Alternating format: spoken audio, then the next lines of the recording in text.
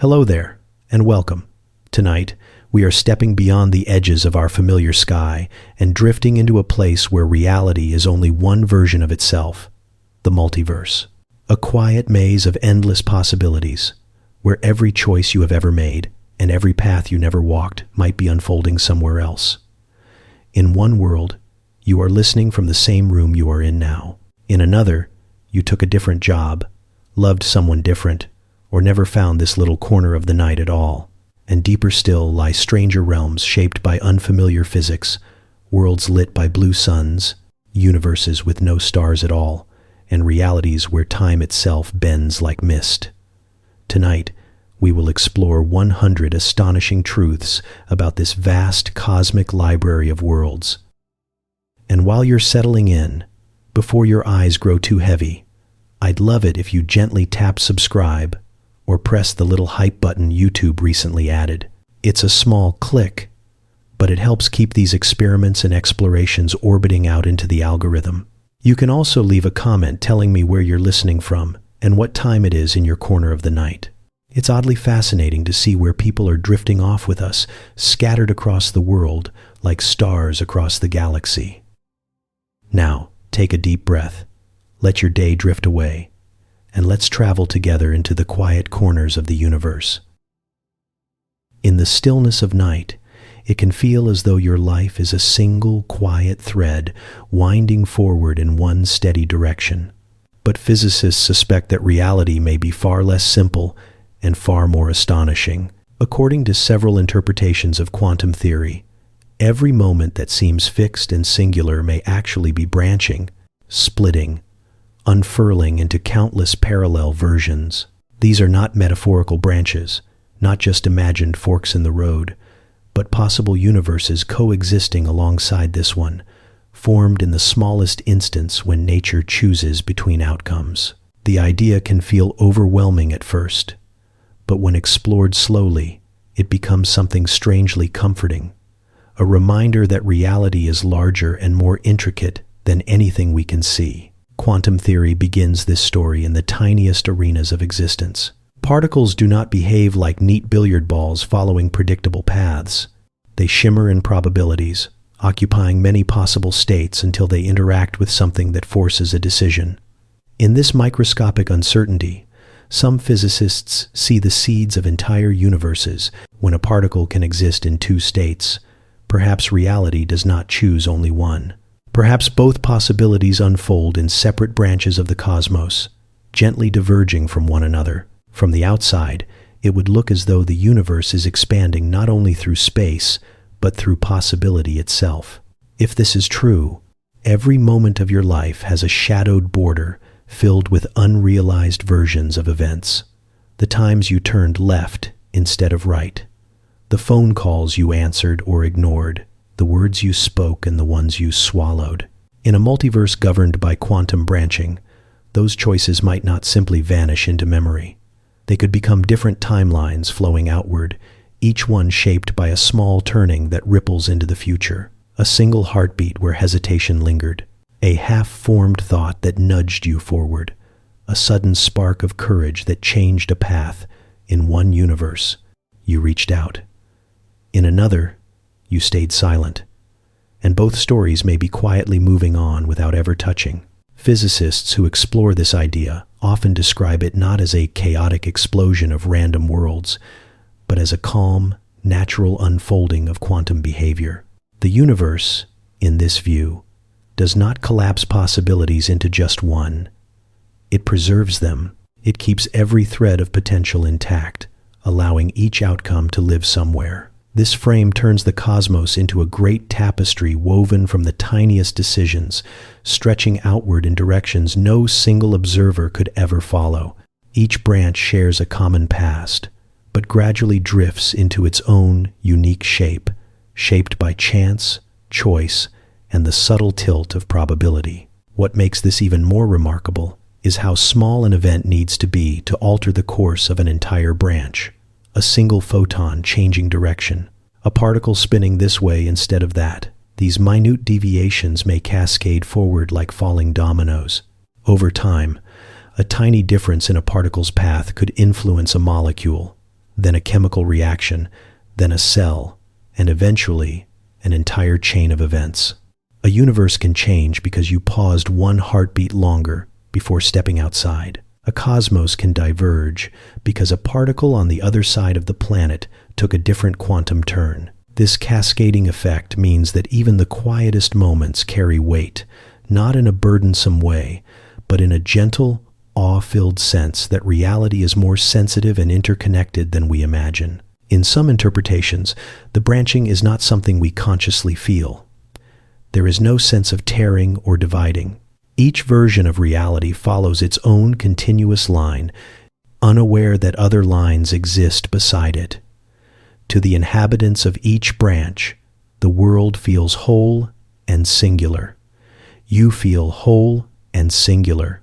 Yet beneath that feeling lies a deeper truth. You might be only one of many selves, each living out a different expression of possibility. Some versions might differ from you in only the smallest ways. Others might have taken completely different paths, shaped by choices that now feel distant or impossible. This idea often raises the question of identity. If there are countless versions of you spread across branching timelines, which one is the real you? Physics answers this with quiet simplicity. They all are. Every branch contains a fully realized version of events. Each one unfolds with its own coherence and meaning. From the perspective of any one branch, the others are unreachable, not because they are imaginary, but because they live in layers of reality that never intersect again. They are like reflections on water, overlapping yet separate, shimmering with familiar echoes but never merging. Even so, the multiverse does not diminish the significance of your choices. In fact, it can heighten it. Your decisions shape the path of this particular branch, the one you are conscious of traveling. Each moment is still yours to navigate. The existence of parallel worlds does not take away meaning. It simply reveals that reality may be more abundant than we realized, filled with countless stories woven from the same initial spark. Scientists continue to debate whether branching timelines are literal or metaphorical, testable or forever beyond our reach. Some see hints in the mathematics of quantum systems. Some explore the idea through cosmology, proposing that the universe naturally divides as it evolves. Others consider branching a poetic interpretation rather than a physical mechanism. Yet even in debate, one thing remains clear. The universe holds more possibilities than our senses reveal. Its structure may be far deeper than the surface we experience. If infinite branches truly exist, then the night around you is filled not only with stars, but with quiet echoes of unrealized worlds, versions of events that drift apart like gentle currents in a vast cosmic sea. And while you lie here breathing, listening, letting your thoughts soften, the universe continues its delicate unfolding, every moment splitting into new paths that stretch far beyond anything we can see. In the world you know, the laws of physics feel solid and dependable, as if they have always been this way and could never be otherwise. Gravity has a familiar pull. Light moves at a steady pace. Atoms cling together in predictable bonds. But physicists studying the wider possibilities of the multiverse suggest that these constants may be only one version of how reality can arrange itself. Change them slightly, and entire universes shift into forms almost unrecognizable. Change them more dramatically, and the basic ingredients of matter might never assemble at all. In this quiet imagining of what might exist beside our own cosmos, the multiverse becomes not a collection of mirror worlds, but a vast gallery of physical experiments, each governed by its own set of fundamental rules. Consider the force that binds atomic nuclei together. In our world, it holds protons and neutrons in a delicate balance, allowing atoms to form in numbers large enough to build everything you have ever touched or seen.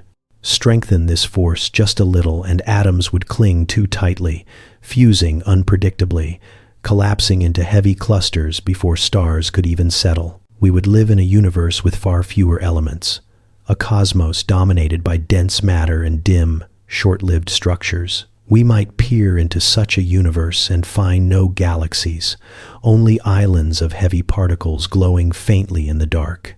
We might never even find light. Now weaken that same force. Atoms begin to fall apart. Protons resist forming anything larger than the most fragile combinations. Hydrogen becomes the sole building block, unable to gather into the rich chemistry required for planets, molecules, or life. Without heavier elements, stars could not ignite in the way we know them. Some theories suggest such a universe would remain a quiet sea of drifting particles, expanding forever, without ever forming the brilliant structures we take for granted. It would be a cosmos without fire. A place where darkness is not an absence, but the only possible state. Gravity, too, is a sculptor of universes. If gravity pulled even slightly harder, the early universe would have collapsed before structures could take shape. Stars would ignite quickly, burn violently, and die young, flooding space with radiation but offering little time for complexity to arise. If gravity were weaker, matter might never gather into galaxies at all. The universe would drift open and loose, a thin fog of particles with no anchors, no suns, no possibility of warmth. Between these extremes lies a narrow window where galaxies can form, where stars can shine for billions of years, and where planets can drift in stable orbits long enough for life to wonder about its own existence. The constants of nature do not simply determine what structures form. They shape how time unfolds, how light behaves, how matter interacts, change the speed of light, even modestly, and the universe's entire rhythm shifts. Light would carry energy differently. Space would curve in unfamiliar ways. The horizon of what can be observed or influenced would shrink or stretch, rewriting the boundaries of the possible. Some universes with altered light speed might still form stars and planets, but their chemistry would be alien. Atoms might bond in patterns we cannot imagine. Colors could appear in frequencies our eyes have no reference for. Time itself might feel as though it flows differently, subtly reshaped by the rules governing the movement of energy. Even the charge of the electron, a quantity so familiar in equations, could transform reality if altered. Increase it slightly, and electrons would cling too tightly to atomic nuclei, resisting chemical reactions. Decrease it, and they would wander too freely, unable to hold molecules together. Most of the chemistry that sustains life, that forms oceans and air and the long spiraling chains of DNA, would not emerge. What would replace it is anyone's guess.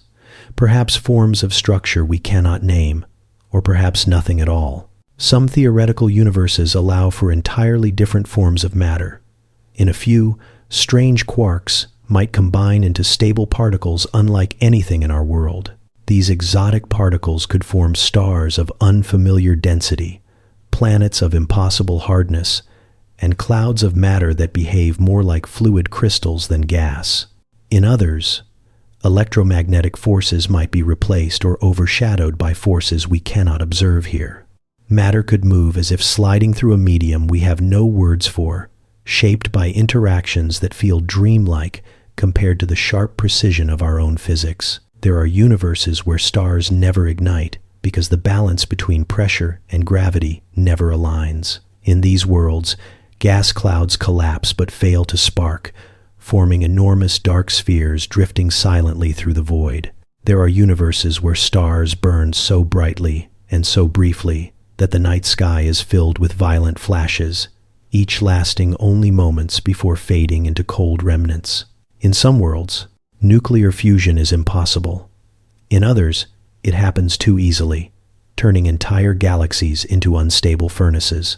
These are places where the sky is either eternally dark or overwhelmingly bright, places that never settle into the tranquil starlit beauty we know. Matter itself might behave differently in these altered realms. Particles could repel instead of attract. They could pass through one another without interacting. They could lock into rigid grids that stretch across space like crystalline webs. Even the fabric of space-time could shift. Some universes might have more than 3 dimensions of space, curling and twisting in ways the human mind struggles to picture. Others might have fewer, creating realities that feel flat or tightly confined. In some, time might branch or loop, refusing to follow the linear progression we depend on. The remarkable truth is that our universe appears finely tuned for complexity, not perfect, not designed, but balanced within a narrow range where stars can form, burn steadily, produce elements, and illuminate planets long enough for life to arise. Change a few numbers even slightly, and those gentle conditions vanish. The multiverse, if it exists, may be filled with worlds where no eyes ever open to marvel at the night sky, where physics settles into quiet stillness or erupts into chaotic violence with no middle ground. And yet, imagining these other realms does not make our world feel small. It makes it feel rare, a delicate outcome among countless possibilities, a quiet corner of existence where the laws align just well enough for consciousness to wonder about its own place. In the vast landscape of possible universes, ours glows like a lone candle burning steadily in a storm that could easily have snuffed it out. Quantum mechanics begins its story in a place so small and so strange that intuition has little to hold on to. In that domain, particles drift through a haze of possibilities, behaving not like solid objects but like blurred tendencies.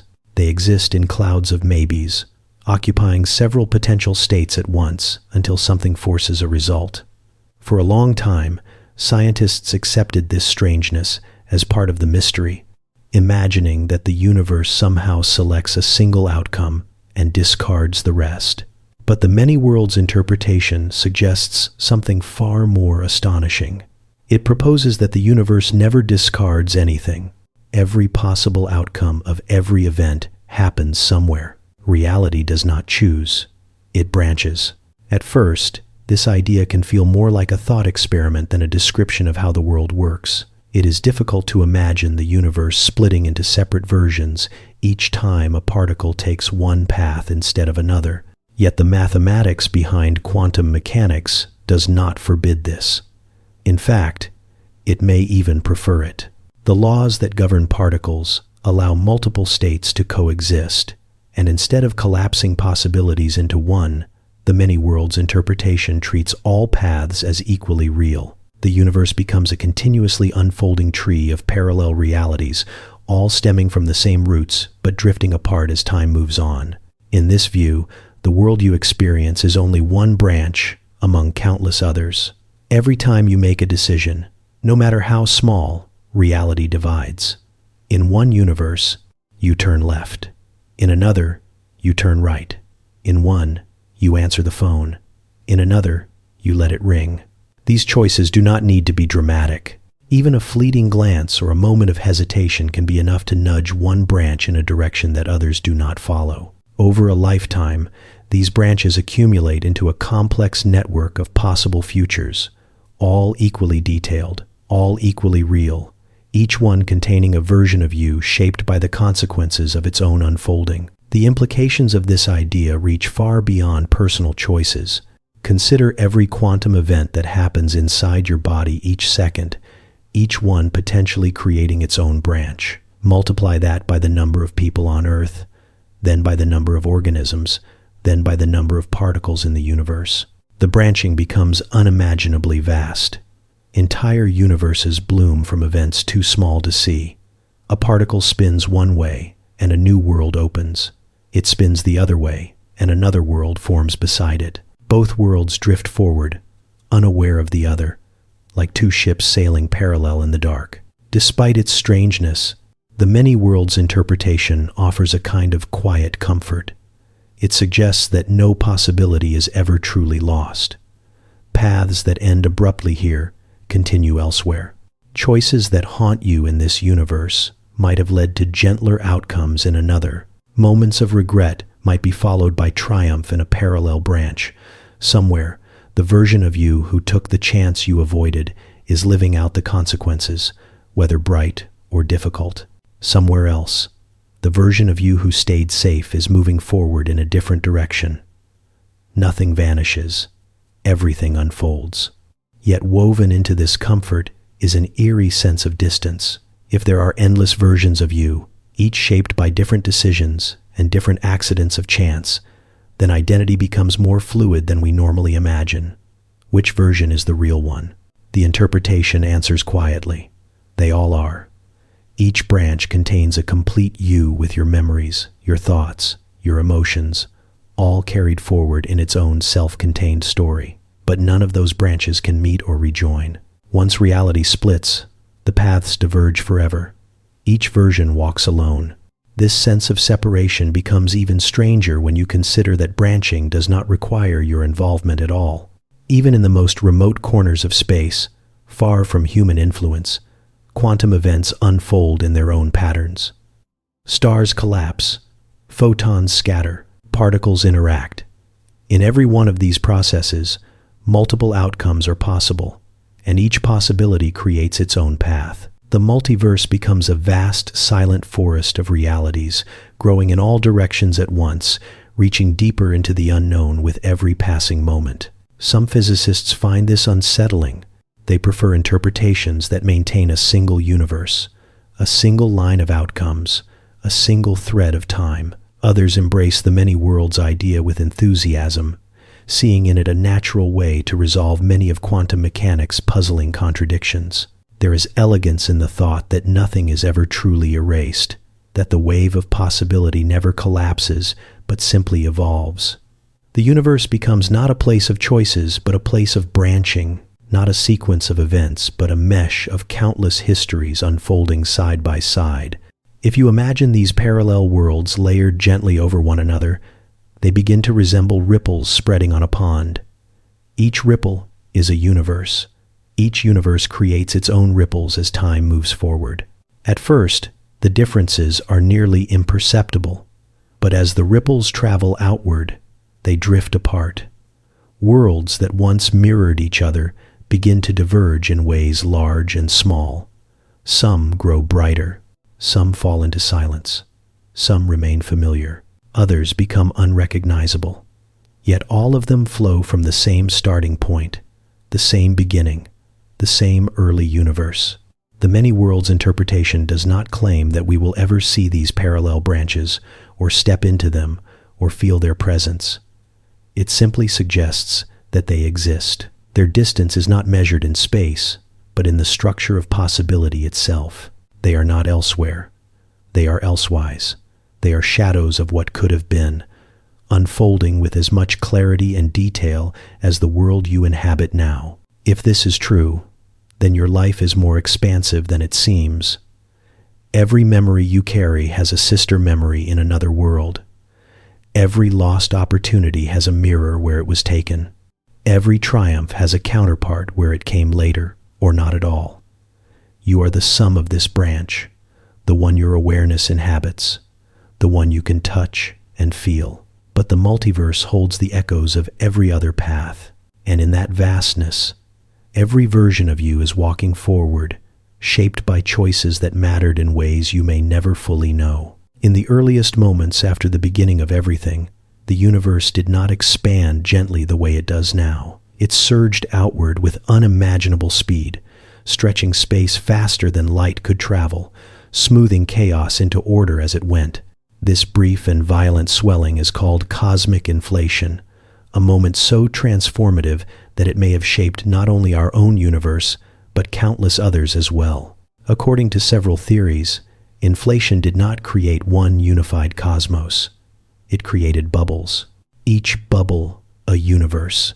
Each universe sealed within its own pocket of space-time, drifting apart faster than any force could bring them together again. Ours is only one of those bubbles, floating in a vast cosmic sea we cannot see or touch. To picture this, imagine a pot of boiling water, the surface broken by bubbles rising and expanding. At any given moment, one bubble is surrounded by others. They begin close together, but as they grow, the space between them widens. Soon each bubble becomes isolated, separated by thin, shimmering walls. Something similar may have happened during inflation.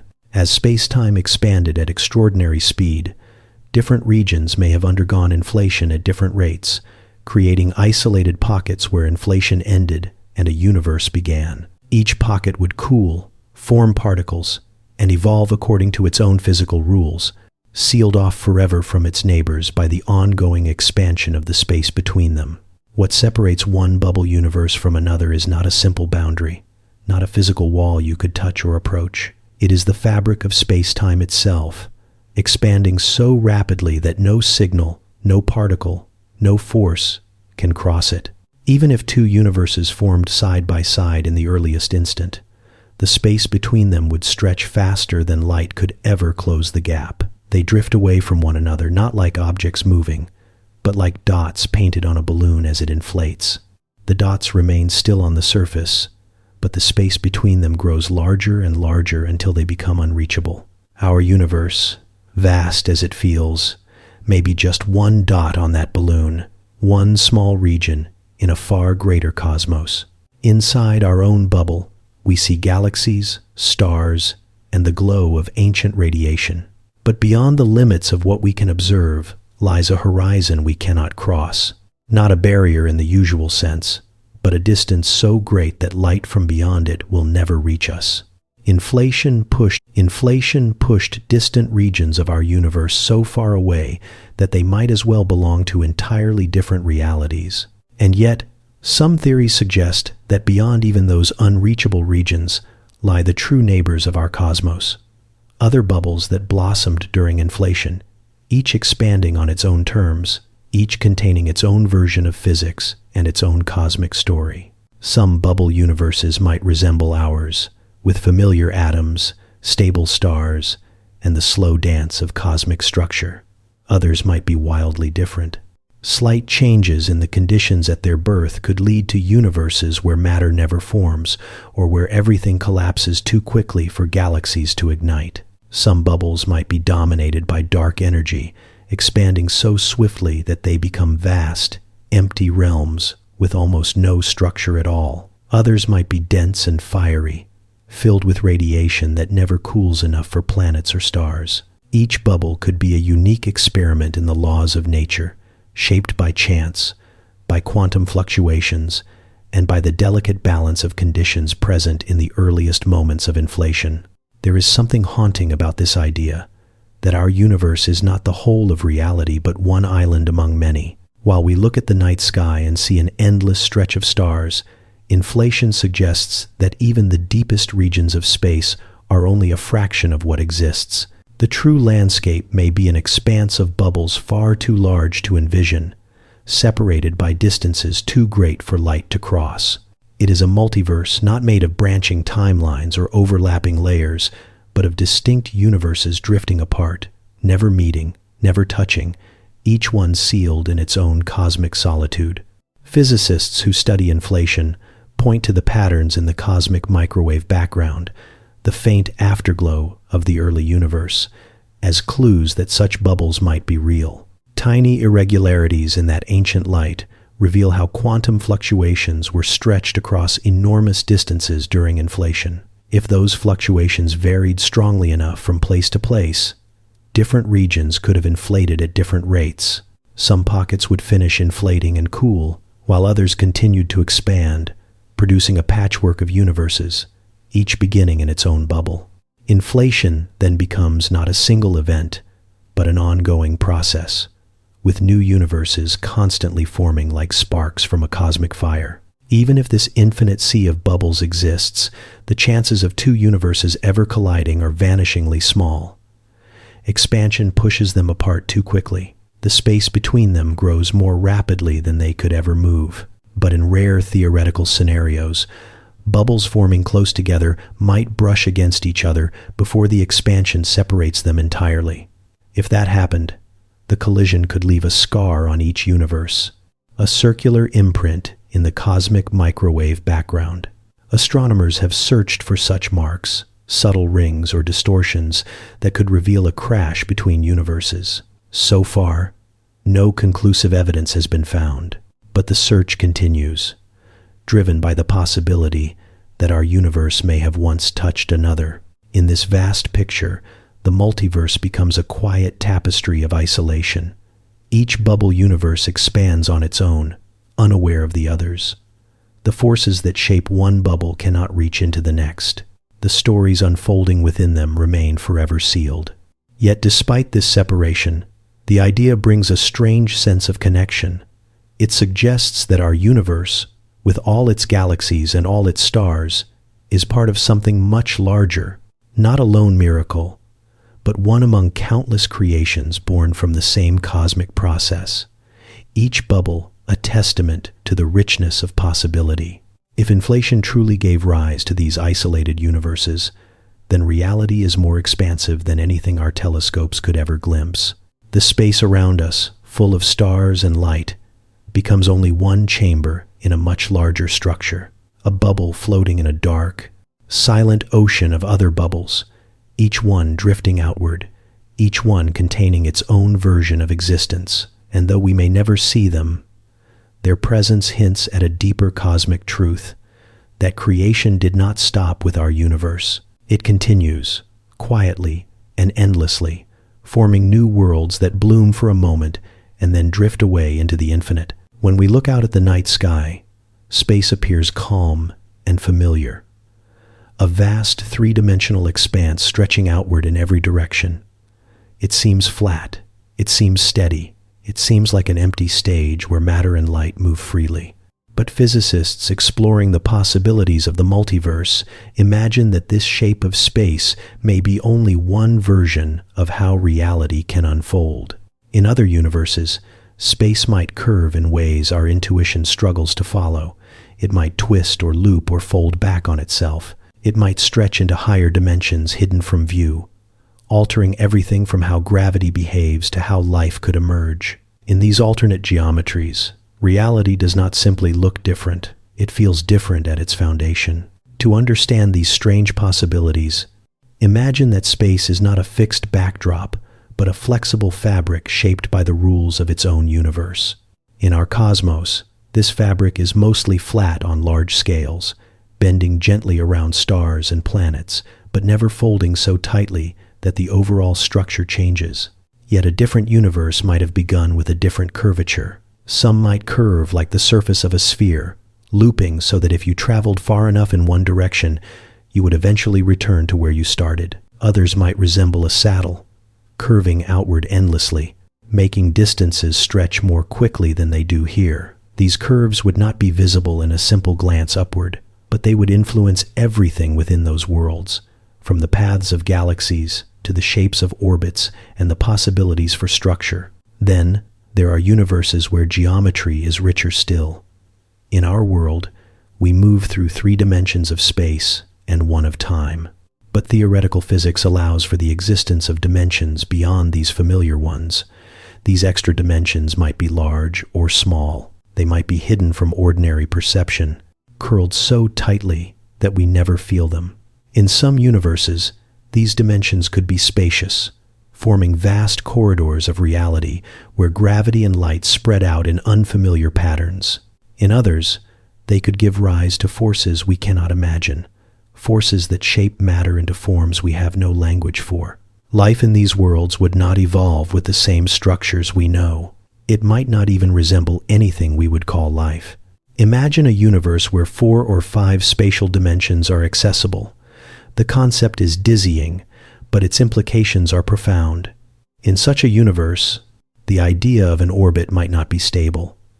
A planet circling its star could drift unpredictably into one of the extra dimensions, wandering on paths impossible in our world. Molecules might struggle to form familiar bonds because the geometry around them allows countless directions of escape. On the other hand, entirely new forms of stability might arise, structures that could never exist here. Life might adapt to navigate a space where up and down are only 2 of many directions, where distance behaves in ways we cannot visualize, and where the internal sense of shape becomes a fluid, shifting idea. There could also be universes where space is tightly curved on every scale. In these realities, the cosmos might fold inward like a closed shell, compressing itself into a finite volume, even if it feels limitless from within. Light would follow curved paths, looping around cosmic structures in intricate arcs. A traveler moving through such a universe might see echoes of their own past, the light from their previous position circling back to meet them. Stars could appear in multiple places at once because the geometry bends their light like a mirror wrapped around itself. Such a world would challenge not only physics, but perception itself. On the opposite end of possibility lies a universe where geometry is entirely open. In that reality, space might expand more quickly than any structures can form, pulling galaxies apart before they fully develop. Gravity would have to work harder to gather matter, and the delicate balance that lets stars ignite might be lost. Yet even in such an unstructured world, geometry would quietly carve its patterns. Wisps of matter might stretch into long filaments. Energy might disperse in delicate waves. Life, if it found a foothold at all, might exist as diffuse networks rather than bound organisms, drifting through space like threads of thought woven across cosmic distances. Some universes might share our dimensions but twist them into exotic shapes. Space could be shaped like a tightly wrapped spiral, or woven from repeating patterns like a cosmic mosaic. In such worlds, travel might bring you back to your starting point even without turning, a natural result of moving through a shape that folds without boundaries. Time itself might be knotted into loops or layered so that past and future mingle in ways that challenge everything we assume about causality. In these realities, consciousness might evolve differently, shaped by the experience of moving through a world where direction and duration behave in unusual ways. What makes these ideas more than speculation is that geometry is not merely an abstract concept. It determines the flow of gravity, the clustering of matter, the birth of stars, and the very possibility of planets. A universe with the wrong shape may never give rise to stable structures, but a universe with just the right kind of curvature might nurture forms of organization we cannot anticipate. The familiar relationship between distance and force, between mass and motion, is only one arrangement among many. If geometry changes, everything downstream changes with it. Even more intriguing is the possibility that higher dimensions could influence our own universe indirectly. Some theories propose that gravity might leak into or out of neighboring dimensions, explaining why it appears weaker than the other fundamental forces. If such leakage occurs in our universe, then in others it might be far more pronounced. Gravity could behave like a tide, rising and falling as it interacts with unseen dimensions, shaping the evolution of stars and galaxies in rhythmic patterns. Worlds might rise from this interplay, suspended in layers of geometry where the boundaries between dimensions blur and reform. In the end, exploring alternate geometries is less about imagining exotic shapes and more about understanding how deeply the structure of space influences everything within it. Our universe feels natural because we live inside it, shaped by its rules and limited by its curves. But step even a little outside those familiar bounds, and reality transforms. The multiverse becomes a collection of worlds not only differing in physics, but in the very architecture of existence. Somewhere, perhaps, are beings adapted to geometry that would unravel our minds. Somewhere are realms where space flows like liquid, where dimensions open and close like petals, where the concept of distance has no fixed meaning. And in the quiet possibility of those worlds lies a reminder that the universe we know is only one shape carved from an endless potential of forms. In our universe, most of what exists is something we cannot see. We look into the night sky and trace the glow of stars, but these sparks are only the thinnest surface of a far deeper structure. Beneath the luminous matter that forms galaxies and planets lies an ocean of dark matter, shaping everything with its gravity though it refuses to shine. And woven through the fabric of space itself is dark energy, a mysterious pressure that pushes the cosmos apart with steady force. These substances do not behave like anything we know. They do not reflect light or emit it. They do not collide with familiar atoms or reveal themselves through chemical signatures. They drift unseen, felt only through their influence on motion and expansion. Their silence has led some physicists to wonder whether they might form the foundation of entirely separate realities, shadow universes built from substances that pass through ours like whispers. Dark matter is the first hint that something hidden surrounds us. Though invisible, it exerts a gravitational pull strong enough to bind galaxies together. Without it, spiral galaxies like our own would tear apart as they spin. Yet dark matter does not gather into bright clouds or ignite into stars. It forms halos that envelop galaxies, shaping their motion from the outside. Within those halos, dark matter may be swirling and clumping in ways we cannot detect. If it interacts with itself more strongly than with ordinary matter, it could form structures parallel to the ones we know. Imagine a shadow galaxy overlapping ours, its stars made of particles our instruments cannot touch. Even if such a galaxy passed directly through the Milky Way, we would feel nothing but gravity. Its stars could shine brightly in wavelengths we cannot perceive, their light slipping past us like wind through open hands. Some theories suggest that dark matter might behave differently in certain regions, forming dense nodes or filaments similar to the cosmic web traced by visible galaxies.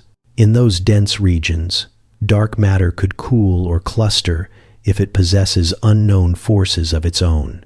These forces might mimic the role that electromagnetism plays in ordinary matter, allowing dark matter to form atoms or molecules of its own kind.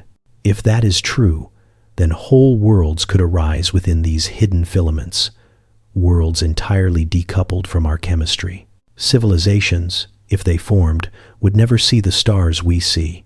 They would be surrounded by their own version of light, bound by laws that run parallel to ours but never intersect. Their reality would be layered between the gaps of our own, neither above nor below, but orthogonal in the sense that their matter simply refuses to speak to ours.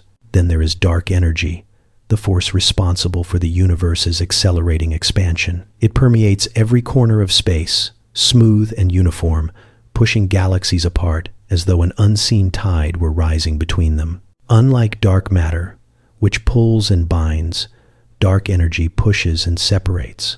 Some cosmologists believe it could be the signature of a deeper field, one that affects the geometry of space-time itself. In this picture, dark energy is not merely a background influence, but a dynamic presence, shaping the evolution of the universe in ways we barely understand. If this field has different strengths or behaviors in different regions, it could create pockets of space with their own properties, bubbles of altered geometry drifting within the multiverse. In some speculative models, dark energy might weave between universes the way tension spreads across a sheet. If one region of this deeper field fluctuates, a new universe could bud from it, expanding rapidly in its own space-time envelope. The force that drives our expansion might be a remnant of such a birth. Other universes, formed under different conditions of the same field, might swell more rapidly or hardly at all. They could be filled with dark energy so intense that matter never condenses, or so faint that space collapses inward before stars can ignite. These realities would be sculpted not from ordinary particles, but from the strange pressure that fills the void between galaxies. Some physicists take the idea further, suggesting that dark matter and dark energy might belong to an unseen sector of physics entirely. In this sector, particles could interact through forces that do not influence the matter we know. These forces could lead to complex chemistry, to binding and scattering, to heat and cooling processes that unfold invisibly around us. In this shadow sector, dark matter might be ordinary matter, behaving predictably under rules we cannot feel. Our universe would then be only one island in a double-layered structure, its twin made of substances that glide through our world without friction or sound. If such a shadow universe exists, it would share the same space-time we inhabit, but occupy it differently. Each particle in our bodies might drift through countless dark matter particles without ever noticing. Entire dark galaxies could overlap ours, their presence betrayed only by the gravitational tug they exert. It is possible that our own galaxy sits within a dark superstructure, shaped by massive halos that stretch far beyond the luminous spiral we can see. These halos might cradle their own networks of unseen matter, forming a cosmic architecture that dwarfs our familiar one. There is something unsettling about imagining that we live inside a vast system whose true outline we cannot perceive. Yet, there is also a kind of quiet wonder in the possibility. If dark matter forms galaxies and dark energy shapes cosmic evolution, then the universe is richer than we can observe. Reality becomes a layered phenomenon, with our visible world resting atop deeper structures. We are not floating in emptiness, but in a sea of invisible substance that holds galaxies in place and widens the distance between them. The theories remain speculative, built from equations and faint hints in astronomical data. No experiment has yet revealed a dark matter particle directly. No measurement has shown dark energy changing its behavior. But the shadows they cast on the cosmos are unmistakable. Their presence shapes the motion of stars, the clustering of galaxies, the speed at which space expands. They are the unseen scaffolding and the silent wind that shapes our cosmic environment. If shadow universes exist within or beside our own, they remind us that the cosmos may be far larger than the light we see. Somewhere, perhaps intertwined with our very space, hidden worlds drift in patterns we cannot fathom. They move with us, through us, around us, their forms untouched by our senses. They offer a glimpse of a deeper reality where the universe is not one story, but many, each written in its own kind of matter, each unfolding in silence. In our universe, matter is the familiar sculptor of everything we see. It forms the atoms in your body, the stars above you, and the galaxies spiraling in the darkness. Yet for every particle of matter, nature created a twin, antimatter, identical in mass but opposite in charge. When matter and antimatter meet, they annihilate in a burst of energy so complete that nothing remains but light. This delicate balance between the two was set in the earliest moments of the cosmos, when a slight excess of matter ensured that stars and planets could form at all. But imagine a universe where the imbalance tilted the other way, where the early equations favored antimatter instead. Such a cosmos would not simply be a mirror image of ours. It would grow and evolve in ways shaped by the strange behavior of its particles, forming structures that feel familiar but are rooted in a physics we rarely glimpse. In an antimatter-dominated universe, the basic building blocks would look similar at first glance. Instead of protons, there would be antiprotons. Instead of electrons, positrons. Neutrons would have their own counterparts as well. These particles would bind together under the same forces that guide matter here, forming atoms that echo the ones we know. An antihydrogen atom would behave like hydrogen. An anti-helium nucleus would fuse in the heart of an anti-star. Chemistry, in many ways, would unfold with the same elegant patterns of bonding and reaction, ruled by the same equations. But what makes this world so different is not the existence of antimatter itself, but the absence of matter. In our universe, even a small pocket of antimatter would be destroyed instantly by the ubiquitous presence of matter drifting through space. In an antimatter universe, the roles are reversed. Any stray particle of matter would be the unstable visitor, doomed to vanish in a flash of energy the moment it encountered its opposite. Stars would still ignite, powered by fusion of antiatoms in their cores. Antineutrons would slip through dense regions, triggering the same nuclear reactions that our own stars rely on. But the light they emit would be indistinguishable from the light in our universe. Radiation does not carry a label declaring its origin. An anti-star would shine with the same warmth and radiance as any star we see in the night sky. If you stood on a planet made of antimatter and gazed upward, the constellations above would look no different than the ones we know. It is only in the substance of the world beneath your feet where the difference reveals itself. Planets in an antimatter universe would form from the gradual coalescing of antiatoms, cooling into solid surfaces, seas, and atmospheres. Their mountains would be carved from anti-rock, their oceans shaped by water composed of antiprotons and positrons.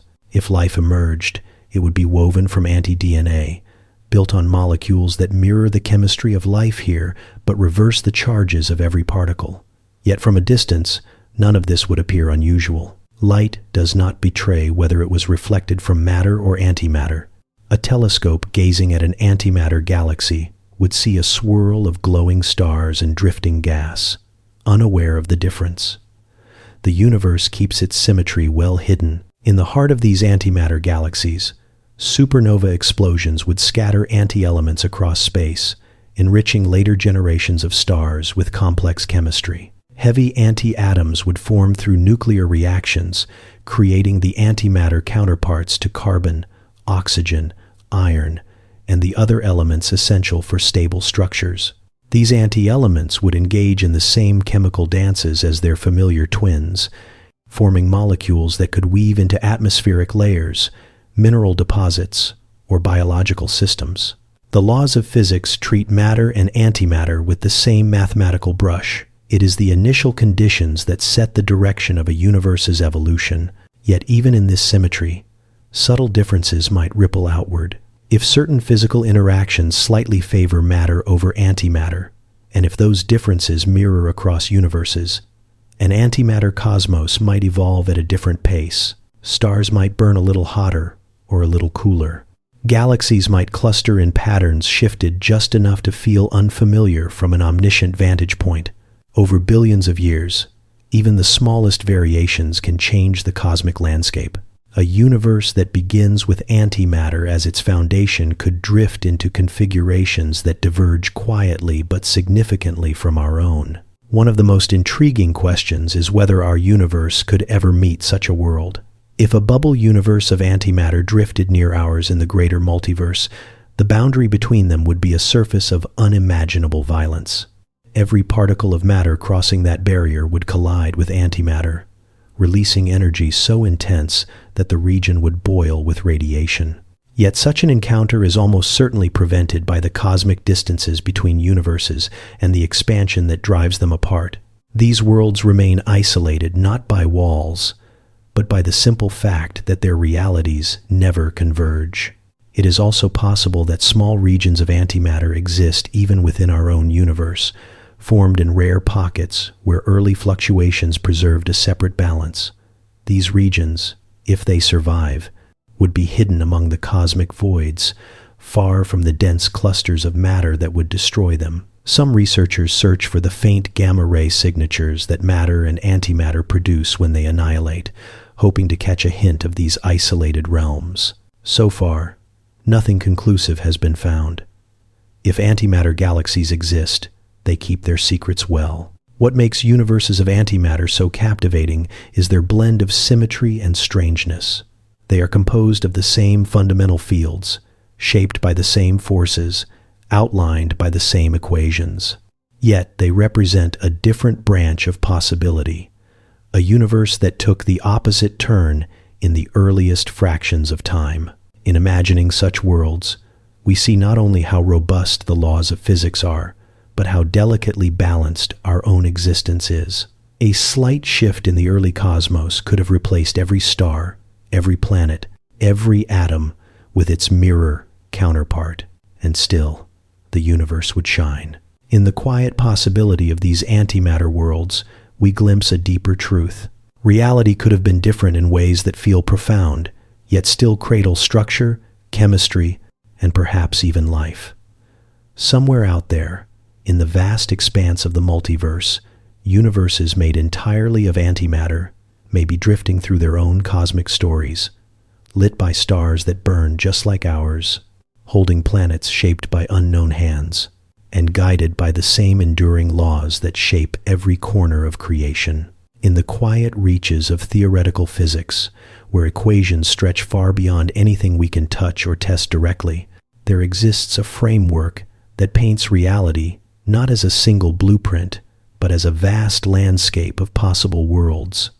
String theory, with its intricate mathematics and shimmering abstractions, suggests that the fundamental ingredients of the universe are not point-like particles, but tiny vibrating strings whose patterns of motion determine everything from mass to charge to the forces that sculpt space itself. These strings resonate in dimensions far beyond the three we move through, dimensions that are curled and folded so tightly that they evade all attempts at direct observation. Yet their geometry, their shape, Their twists and turns determine the properties of the universe built upon them. And if these hidden dimensions can take on many forms, then the universe is not a singular expression but one of countless possibilities that grow from the same underlying music. Physicists call this idea the landscape, a term that conjures rolling hills and valleys, but in truth it is something far more intricate.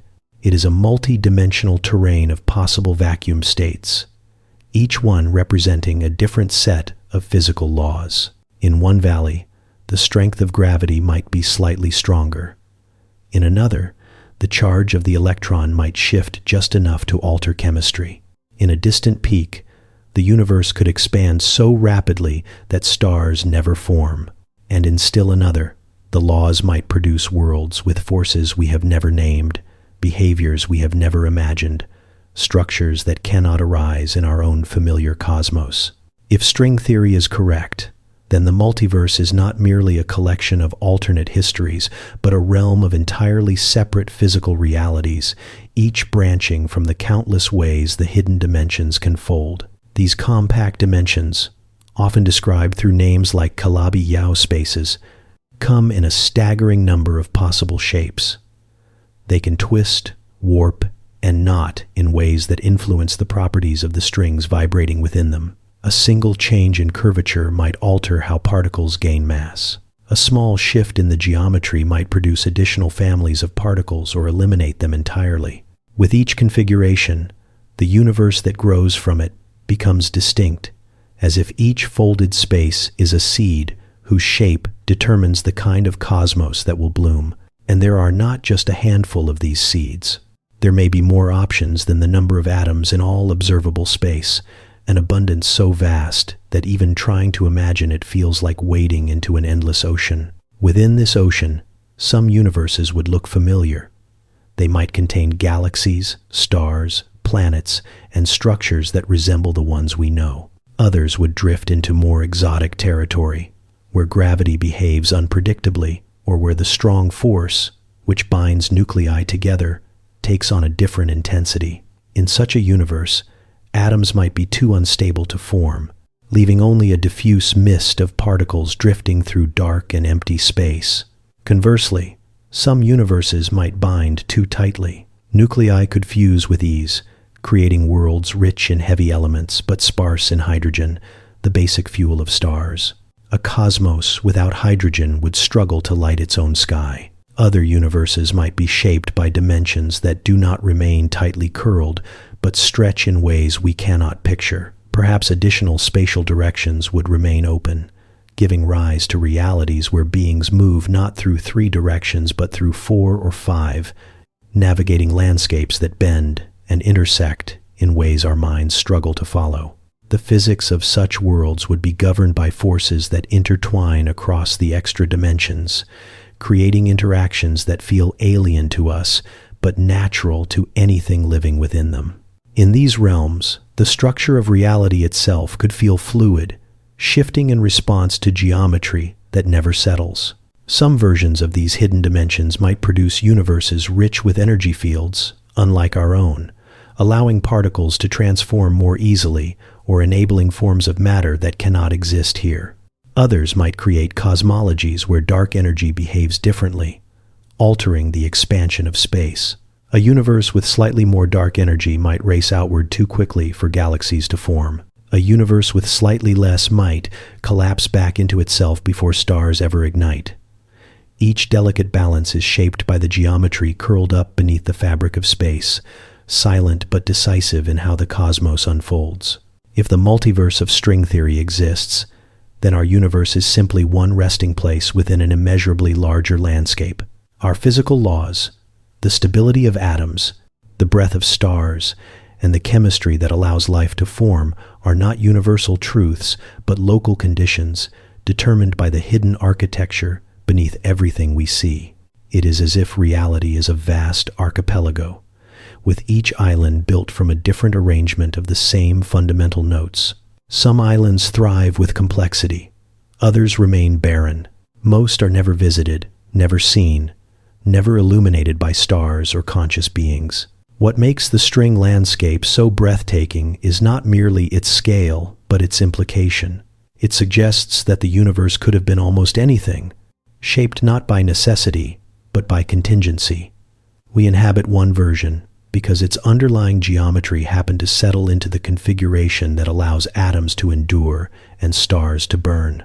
In another universe, life might emerge under conditions entirely different from ours, following rules we have yet to imagine. In many more, life would be impossible, not because of any particular flaw, but simply because the geometry at their foundation leads to a cosmos incapable of forming stable structures.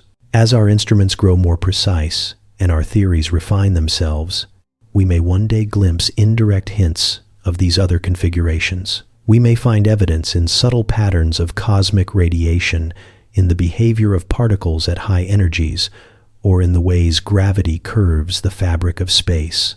But even then, these universes would remain unreachable, isolated by the structure of space-time itself.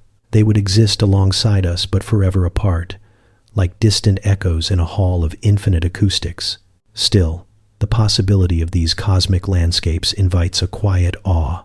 It reminds us that the laws governing our reality are not inevitable but delicate, emerging from deeper mathematical structures that shimmer just beyond the edge of perception. Within the multiverse predicted by string theory, our universe is a single note in a symphony too vast for any one mind to hear in full. And yet, in that single note, entire histories unfold, stars flare to life, worlds spin through darkness, and consciousness awakens long enough to wonder what else might be out there, drifting in the endless expanse of possibility. In our universe, time feels like a gentle current carrying everything forward. Leaves fall, stars age, mountains erode. Even the smallest motions, the drift of dust or the fading of heat, happen in one direction because entropy increases. It is this quiet rise of disorder that gives time its arrow. A sense of before and after that seems so natural, we rarely question it. But in some speculative corners of the multiverse, physicists imagine realities where entropy moves the other way. In those mirror worlds, the rise and fall of order follow a reversed script, and time itself flows in a direction we cannot easily picture. These are not realms where clocks simply tick backward, but places where the relationship between events is woven differently, where the unfolding of moments carries an entirely different rhythm. If you stepped into such a universe, the first sensation might not be visual but conceptual, as if your thoughts were brushing against a pattern that refuses to align with your expectations. The air would move, but the motion would feel subtly off, like watching ripples form before the stone touches the water. A glass knocked from a table might not shatter but rise from the floor, the fragments finding one another in a quiet unbreaking. Heat would flow toward the flame rather than away from it, gathering in a concentrated glow instead of diffusing through the room. These moments would not feel magical or supernatural within that universe. They would be normal, as natural as gravity or light. It is only from our perspective, trained in a cosmos where entropy always increases, that such a world feels strange. In a reversed entropy universe, life itself would form under a different logic. The patterns that sustain complexity might arise not from long chains of accidents building toward greater disorder, but from structures gently assembling themselves as time unwinds. A dying star might appear to heal, gathering expelled material into its burning heart. Rivers might seem to flow uphill, not because of any trick of gravity, but because the entire thermodynamic story has been mirrored. Yet the beings living in such a cosmos would not perceive themselves as traveling backward. Their sense of before and after would be oriented according to their own internal processes, all of which align with the direction of decreasing entropy. To them, their world would feel consistent, coherent, and meaningful. The only boundary that defines forward and backward is the one set by entropy. Remove that rule, and the arrow of time can point in either direction. But this does not mean that everything in a reversed entropy universe would feel reversed to us. Some laws of physics do not rely on time's direction at all. Light would still travel in straight lines, Mass would still curve space. Particles would still obey the same underlying equations. It is the story of events, the choreography of cause and effect, that would begin to feel uncanny. Fires would not burn out. They would condense. Footprints in sand would not be left behind but converge toward an approaching traveler. Memory itself would behave unusually, for in a world where entropy decreases, information might naturally accumulate as time flows, making recollection lengthen rather than fade. Yet this raises a deeper question. If life arose in such a place, how would consciousness experience the passage of moments? Would thoughts unfold in a direction that seems reversed to us, or would the inhabitants experience whatever direction entropy grants them as forward? Physicists suspect that perception aligns with thermodynamics. A mind is a pattern of processes, and those processes rely on small increases of entropy as they operate. In a reversed universe, consciousness itself might unfold according to decreasing entropy, meaning that every being would feel time progressing normally, even though the logic of their cosmos is entirely different from ours. They would not think of themselves as walking backward through existence. They would simply live. Perhaps the most astonishing idea is that our universe might already contain shadows of reverse time. Some equations in physics allow for two solutions, one moving forward in time and one backward. When particles interact at quantum scales, traces of time symmetry whisper through their behavior. Most of the familiar world breaks this symmetry, but the underlying mathematics remains ambivalent. Some theorists propose that the Big Bang might have created not only our universe but a mirror, one where time points the other way. In this view, the two universes emerge from the same birth event, expanding in opposite temporal directions. What we call the past would lie between us and that mirror cosmos. They would not be behind us in time, but before us from their own perspective, both universes branching outward from a common moment of creation. If such a universe exists, it is inaccessible by any physical route. The boundary between our temporal directions would act as a cosmic divide, not a wall but a seam of symmetry. No spacecraft could cross it, no message could be exchanged. The two realities would be forever separate, connected only by the mathematics that describes them. Yet imagining that mirror world forces us to reflect on our own. Time feels linear because entropy tells it to be. But underneath that instruction lies a deeper truth. The laws of physics themselves do not insist that time must flow forward. They allow both directions, both stories, both possibilities. In contemplating a universe where time moves differently, we confront the fragility of our assumptions. Everything we experience, from aging to memory to the shape of history, depends on the rise of entropy. Change that single rule, and the cosmos becomes something unfamiliar yet still coherent, still structured, still capable of pattern and meaning. Somewhere in the multiverse, perhaps, worlds drift in a time that folds the other way, filled with beings who look out into their skies and wonder if there are others like them, living in a universe where everything seems to flow in reverse. And in that wondering, the two realities are not so different. In the quiet depths of quantum physics, there is a phenomenon so strange and so persistent that even the most seasoned scientists describe it with a kind of reverent caution. Quantum entanglement, a connection between particles that does not fade with distance, a link that remains intact whether the particles are separated by inches or by spans so large that ordinary intuition collapses under their weight. When one particle is measured, the other seems to know instantly, responding in a way that defies the familiar limits of space and time. It is not communication in any classical sense. Nothing travels, nothing signals. Yet the correlation appears as if the universe itself is holding the two particles in a shared whisper, a quiet agreement written into the fabric of reality.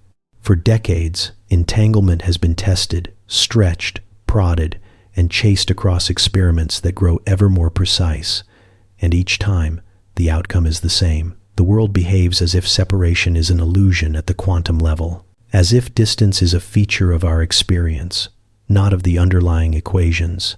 This strangeness invites a deeper question, one that brushes against the edges of multiverse theories. What if entanglement is not just a property within our universe, but a hint of something that reaches beyond it? What if the bonds we see are the faint traces of a structure that extends into realms we cannot directly observe? Some theorists imagine the multiverse as countless sheets of reality stacked or intertwined in ways beyond our perception. In such pictures, universes might lie close to one another in a higher dimensional space. Particles born together could, in theory, share connections that span not just the distances of our universe, but the divides between entire worlds. Their synchronized behavior would then be the residue of a deeper geometry, like threads that dip in and out of different layers of cloth, stitching patterns that appear mysterious when viewed from a single layer alone. In this view, entanglement is not a trick of probability, it is a clue. If two particles are created in a process that involves energy or fields reaching across multiversal boundaries, their shared state might persist even after they drift apart. We would see the correlation as something instantaneous, but that is only because the true bridge lies outside our space-time entirely. The interaction would not cross space at all. It would bypass it. The two particles might simply be two ends of the same underlying structure, flickering into our universe at different locations.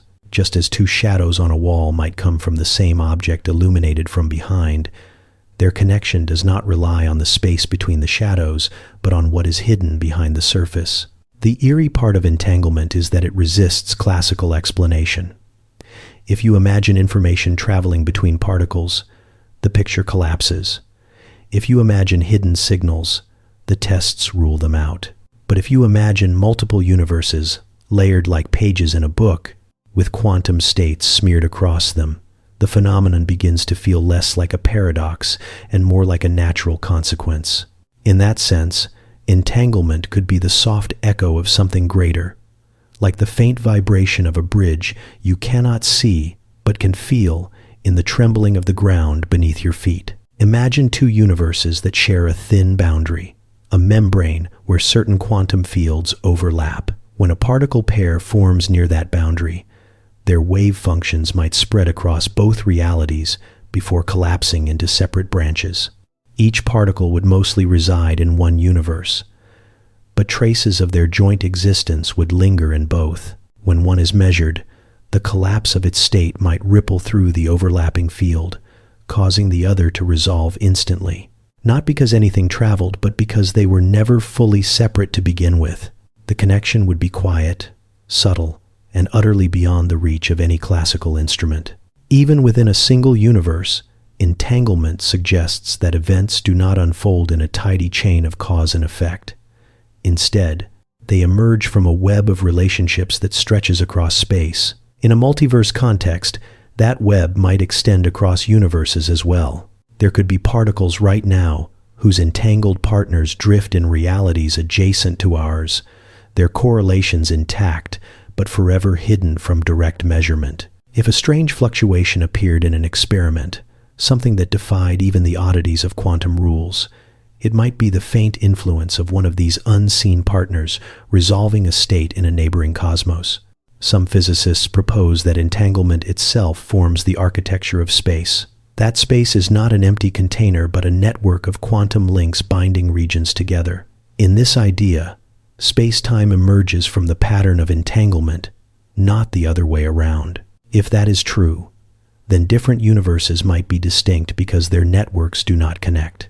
But perhaps at rare junctures they do. Perhaps a few entangled structures stretch beyond the boundaries of one space-time and into another, forming invisible bridges that remain hidden except in the curious behavior of paired particles. In this light, entanglement becomes more than a quirk. It becomes a map of relationships that hint at deeper structure. The more entanglement a region contains, the more connected it becomes. The less it contains, the emptier it feels. Extend this idea into the multiverse, and reality becomes a tapestry woven from countless threads of quantum connection, each universe a node in a vast pattern whose full geometry we can only speculate about. The correlations we observe here might be mere glimpses of that larger weave, subtle hints that our cosmos is part of something broader, richer, and more intricate. If entanglement does whisper across universes, we may never detect the full breadth of its reach, yet the possibility alone shifts how we imagine existence. It suggests that separation is not as absolute as it appears, that the boundaries between worlds might be soft at their deepest layers. That reality could possess hidden symmetries, linking distant places and even distant universes through bonds that cannot be broken. And within those quiet bonds, the multiverse might not feel like an endless scattering of isolated realms, but like a single vast structure humming with connection in every direction. In contemplating these bridges, we find ourselves stepping into a different mode of understanding, one where reality is not defined by the spaces between things, but by the relationships that bind them. And somewhere in those relationships, perhaps, lies the first faint clue that the universe we see is only a fraction of the whole. In late hours, when the mind grows quiet and the world softens around the edges, a strange question sometimes rises like a ripple from beneath thought. What if everything we see, everything we feel, everything we believe to be solid is part of a constructed design, not an illusion in the poetic sense, but a deliberate simulation, a world built on rules that appear natural only because we have never stepped outside them? It is an idea that once lived only in philosophy, whispered by thinkers who wondered whether reality might be shaped by something beyond perception. But in the modern age, as our own technology grows more intricate and our virtual worlds more convincing, the question has drifted from speculation into the realm of legitimate scientific curiosity. If our universe is a simulation, it would not resemble the digital worlds we create on screens. Its foundations would be far more subtle. The laws of physics might be the underlying code, elegantly consistent and surprisingly compressible. The speed of light might be a limit not because nature insists on it, but because any simulated environment must place boundaries on information flow. Quantum particles might behave probabilistically because a deeper algorithm renders them only when demanded by observation. Even the vacuum of space, with its flickering fields and unpredictable fluctuations, could be a system's way of filling the background with a carefully managed uncertainty, ensuring the world remains dynamic but stable. Some physicists examine the fabric of the cosmos, searching for signatures that might reveal such construction. They look for patterns that feel too perfect, constants that seem finely tuned beyond what randomness would allow. Our universe appears balanced in a way that invites questions. The strength of gravity, the charge of the electron, the rate of cosmic expansion, all lie in narrow ranges that permit stars to shine and chemistry to unfold. If any one variable were shifted, the cosmos would collapse into sterility. One interpretation is that we inhabit a rare universe in a vast multiverse. Another is that these values were set deliberately, tuned like parameters in a simulation crafted to generate complexity. If simulations can exist, they rarely exist in isolation.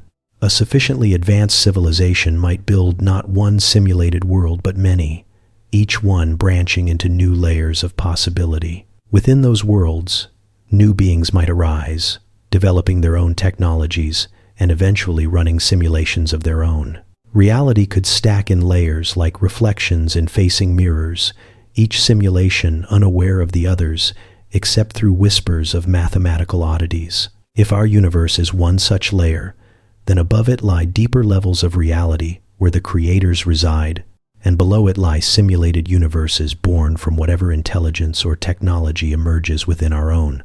This cascade raises a profound possibility.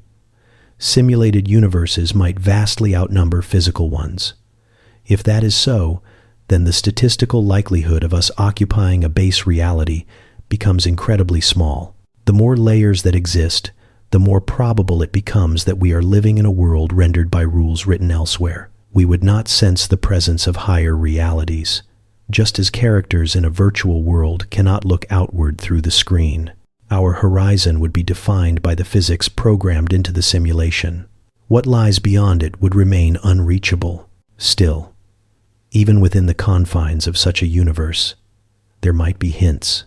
Some scientists speculate that if the simulation uses discrete units of space and time, like pixels and frames, we might detect slight irregularities when probing the smallest scales. Quantum foam might be the simulation's resolution limit, the point where space cannot be divided further because the system does not render beyond that threshold.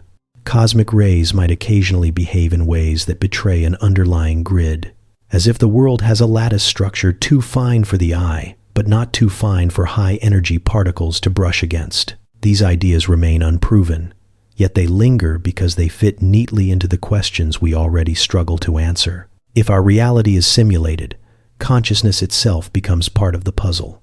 Are we emergent patterns supported by intricate computation, or is awareness something imported into the simulation from beyond? Does consciousness require a physical substrate, or can it arise from pure information? If it can, then simulated minds might feel as real as any biological mind. Their emotions genuine, their experiences authentic. The boundary between natural and artificial dissolves once perception and reaction become indistinguishable. In such a universe, time itself might be a construct. The simulation could slow or speed depending on computational demand. Entire epochs might pass in moments from an outside perspective. The flow of time, which feels so steady to us, might be nothing more than a rhythm chosen to maintain coherence. If the simulation paused, none within it would notice. If it restarted after an imperceptible gap, our world would continue as if nothing had changed. Yet imagining ourselves as simulated is not inherently bleak. It does not diminish the depth of our experience or the richness of our emotions. If anything, it invites a new sense of wonder, for in such a framework, every moment, every breath, every starlit sky is part of a design so vast and subtle that it sustains awareness capable of questioning its own origins. Purpose does not vanish in this view. It becomes more mysterious, more open to interpretation. Whether created by accident, by curiosity, or by intention, a simulated universe is still a universe filled with meaning carved by those who inhabit it. If simulations can create worlds layered upon other worlds, then somewhere far above our own, there might be a version of reality that feels fundamentally different, where physics is not rendered but actual, where consciousness exists without digital scaffolding. That place, the base reality, might hold the true origin of all simulated worlds. Or perhaps there is no base at all, just an infinite recursion of simulations spiraling into deeper and deeper levels, each one dreaming the next. We cannot yet know. We can only wonder. But in that wondering, the universe becomes larger, stranger, and more intricate than the surface suggests.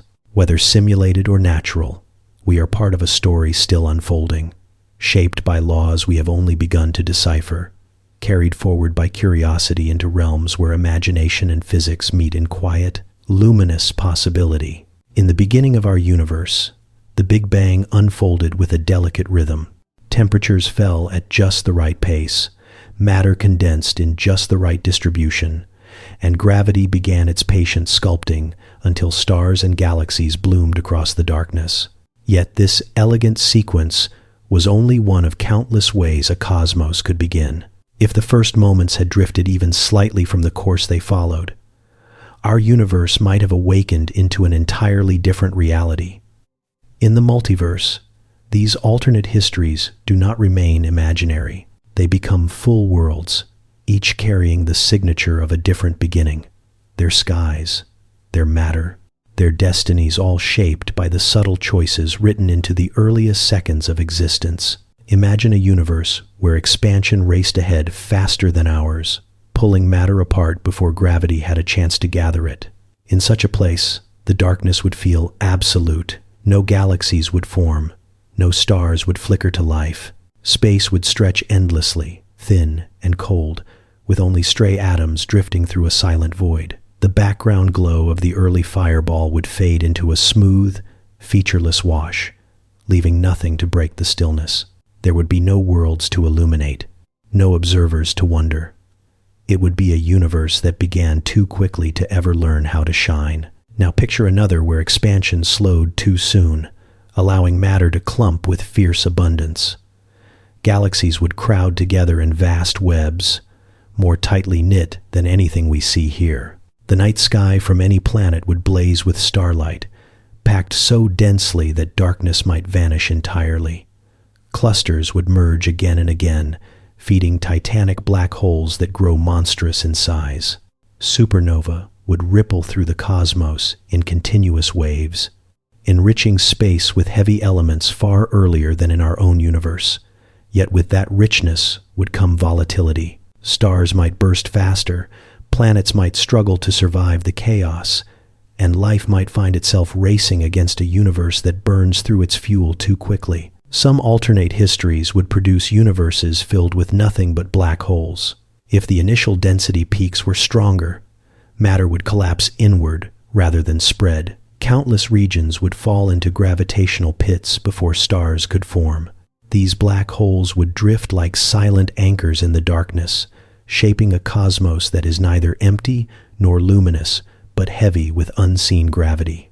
Their presence would warp the paths of any wandering radiation, bending the story of light before it could even be told. Then there are universes where symmetry broke differently in the earliest fractions of time. If the balance between matter and antimatter had tilted the other way, everything familiar to us would vanish beneath a storm of annihilation.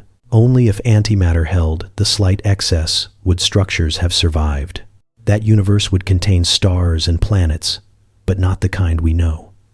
Each atom would be built from particles opposite in charge, yet identical in behavior. The chemistry of life might still unfold, but its building blocks would be mirror images of the ones that form our bodies. A hand lifted toward the sky in that universe would be made of a geometry that feels familiar but is rooted in reversed foundations. Other universes would be ruled by forces that differ in strength. If gravity were slightly stronger, stars would ignite more easily and burn through their lifetimes in brief, brilliant flashes. A civilization might look to its sun and find it aging too quickly, warming for only a fraction of the time needed for life to gather complexity. If gravity were weaker, stars would be sluggish to form, vast and tenuous, glowing softly for trillions of years. Planets might drift through an almost eternal twilight, bathed in a thin light that changes so slowly it feels like a whisper rather than a flame. In some alternate histories, the early universe might never cool enough to allow atoms to form. Instead of stars or planets, it would remain an endless sea of free particles, a glowing mist that never settles into structure. In a different branch, cooling might occur too quickly, freezing matter into a brittle stillness, creating a cosmos where chemical reactions never gain momentum. Time would pass, but nothing would change. Complexity would be stifled before it could draw breath. Even the idea of a Big Bang itself is not fixed. Some universes may begin not with an explosive expansion, but with a gentle unfolding. Space might emerge gradually, like a slow sunrise, giving matter time to settle before the great movements begin. Others might cycle through expansions and contractions, each universe rising from the ashes of the previous one, carrying faint imprints of the worlds that came before. In those realities, the night sky might contain ancient echoes, patterns woven from earlier cosmic eras folded into the present. There may even be universes where time starts in a different direction, or where the laws that govern motion never settle into stability. A cosmos might flicker between states, unable to choose a final configuration, leaving its matter trapped in a restless dance. Galaxies might form and dissolve repeatedly, as if the universe cannot decide the shape it wants to take. What ties all these histories together is the delicate sensitivity of the cosmos to its beginning. Slight differences in the first breath ripple outward and transform everything that follows. Our universe carved a path that allowed galaxies to bloom, life to gather complexity, and minds to emerge capable of reflecting on their origins. But in the vast expanse of possibility, it is only one story among many, no more inevitable than a single leaf on a forest floor. Somewhere out there in the multiverse, alternate beginnings have given rise to worlds we can barely imagine. Universes so bright they drown their own shadows. Universes so quiet they never learn how to glow. Universes where matter holds differently, time unfolds differently, and history is written in rhythms unlike anything we know. And each of them, in its own way, is a testament to how rich reality can be when the first seconds of existence choose a different path. Life as we know it is a delicate arrangement of carbon, water, and sunlight, a quiet collaboration between chemistry and time. But our universe is only one version of what is possible. In the wider multiverse, where the laws of physics shift and the building blocks of matter rearrange themselves into different patterns, life could emerge in forms that stretch far beyond the boundaries of our imagination. In some universes, the familiar carbon backbone might still guide the architecture of living things. In others, a different chemistry could take the leading role, shaping creatures that drift like glowing currents, crawl through crystalline landscapes, or burn with the heat of living plasma. Each universe writes its own story of what it means for matter to awaken. Carbon enjoys a special place in our world because it bonds with ease and flexibility. It weaves long chains, twists into rings, and forms the foundations of DNA and proteins. In a universe with similar parameters, carbon-based life might flourish in many forms, spreading through oceans, forests, and atmospheres shaped by chemistry that echoes our own. Yet even among these familiar pathways, alternate worlds might bend life into shapes we do not recognize. In places where gravity is heavier, bodies might grow low and sturdy, built to bear pressure. In worlds where light is scarce, eyes might grow wide or vanish entirely, replaced by senses that read heat or magnetic fields. Carbon would still be the thread, but the tapestry it creates could be vastly different. Now imagine a universe where silicon becomes the favored atom. Silicon shares carbon's ability to form complex bonds, yet its chemistry behaves differently under pressure and heat.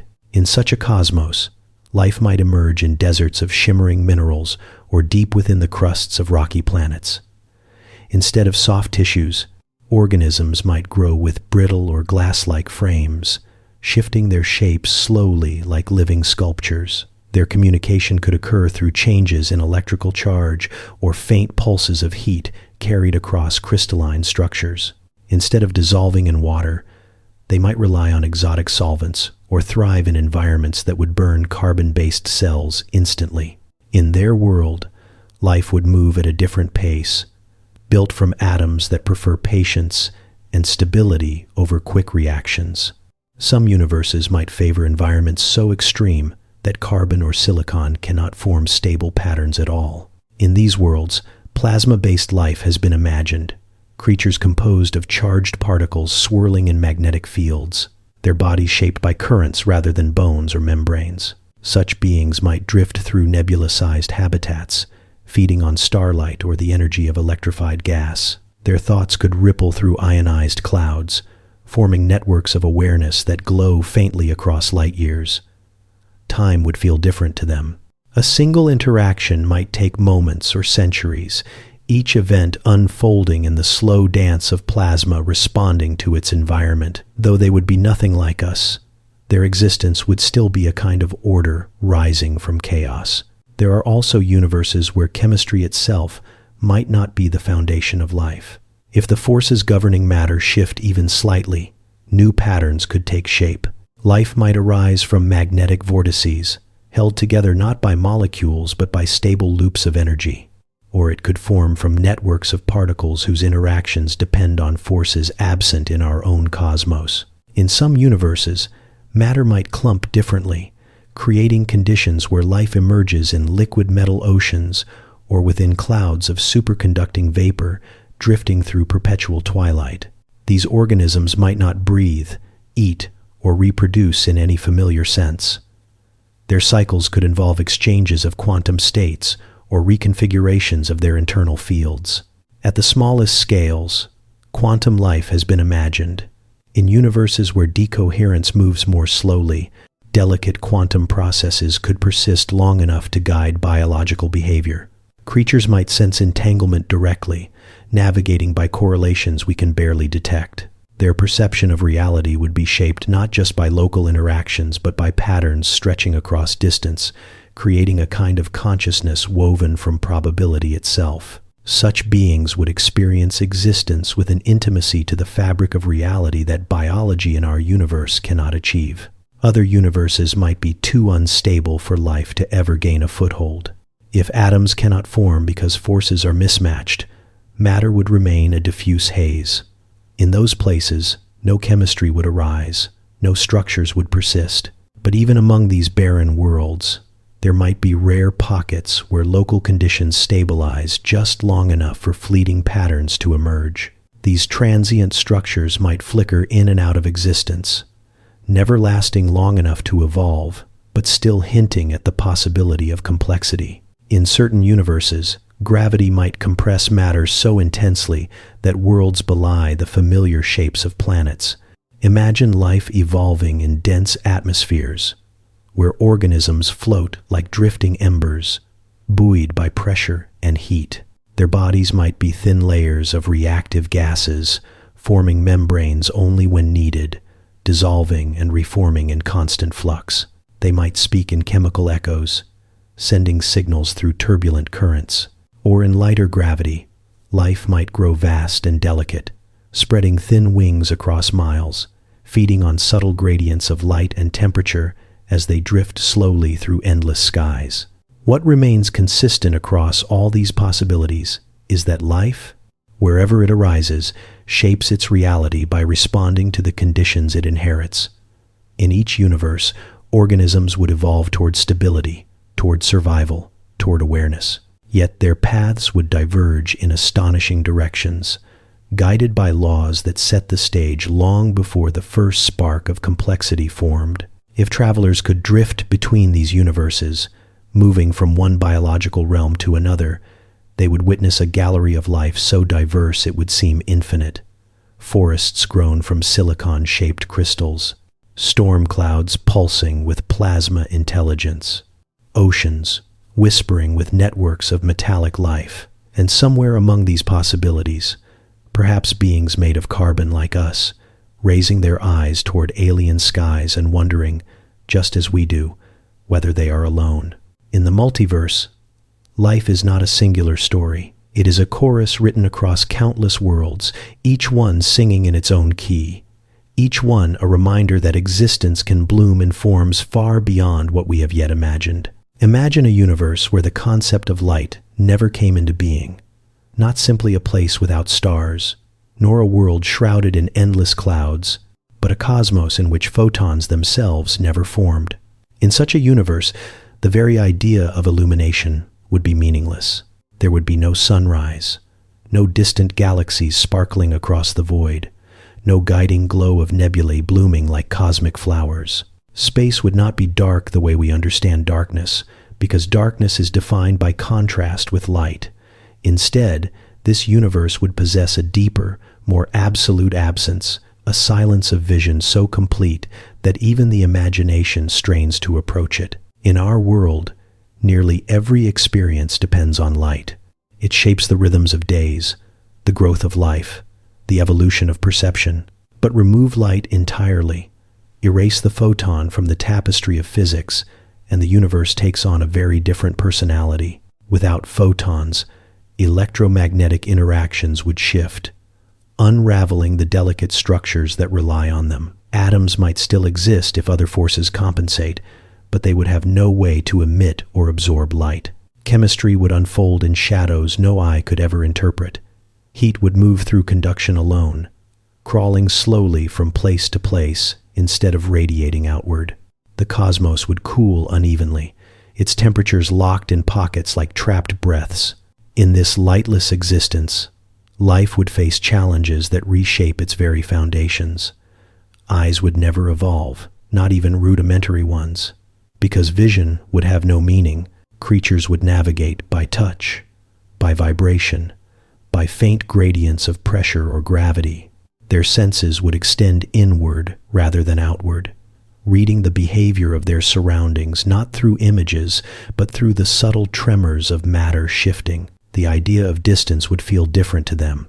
Without light racing across space to define horizons, the world would feel closer, more intimate, its boundaries sensed through patient exploration rather than swift perception. Imagine a being born in such a universe. It grows not in darkness, but in a medium devoid of anything a human mind could call illumination. Its awareness would stretch like a net across nearby terrain, picking up faint echoes of motion. Instead of color, it would perceive gradients of density or temperature. Instead of shape, it might sense patterns of vibration pulsing through the air or the ground. Communication could occur through harmonics, ripples shared across space like soft footsteps in a silent hall. In this world, sound would be more than a sensation. It would be a primary language of existence, carrying information where light cannot.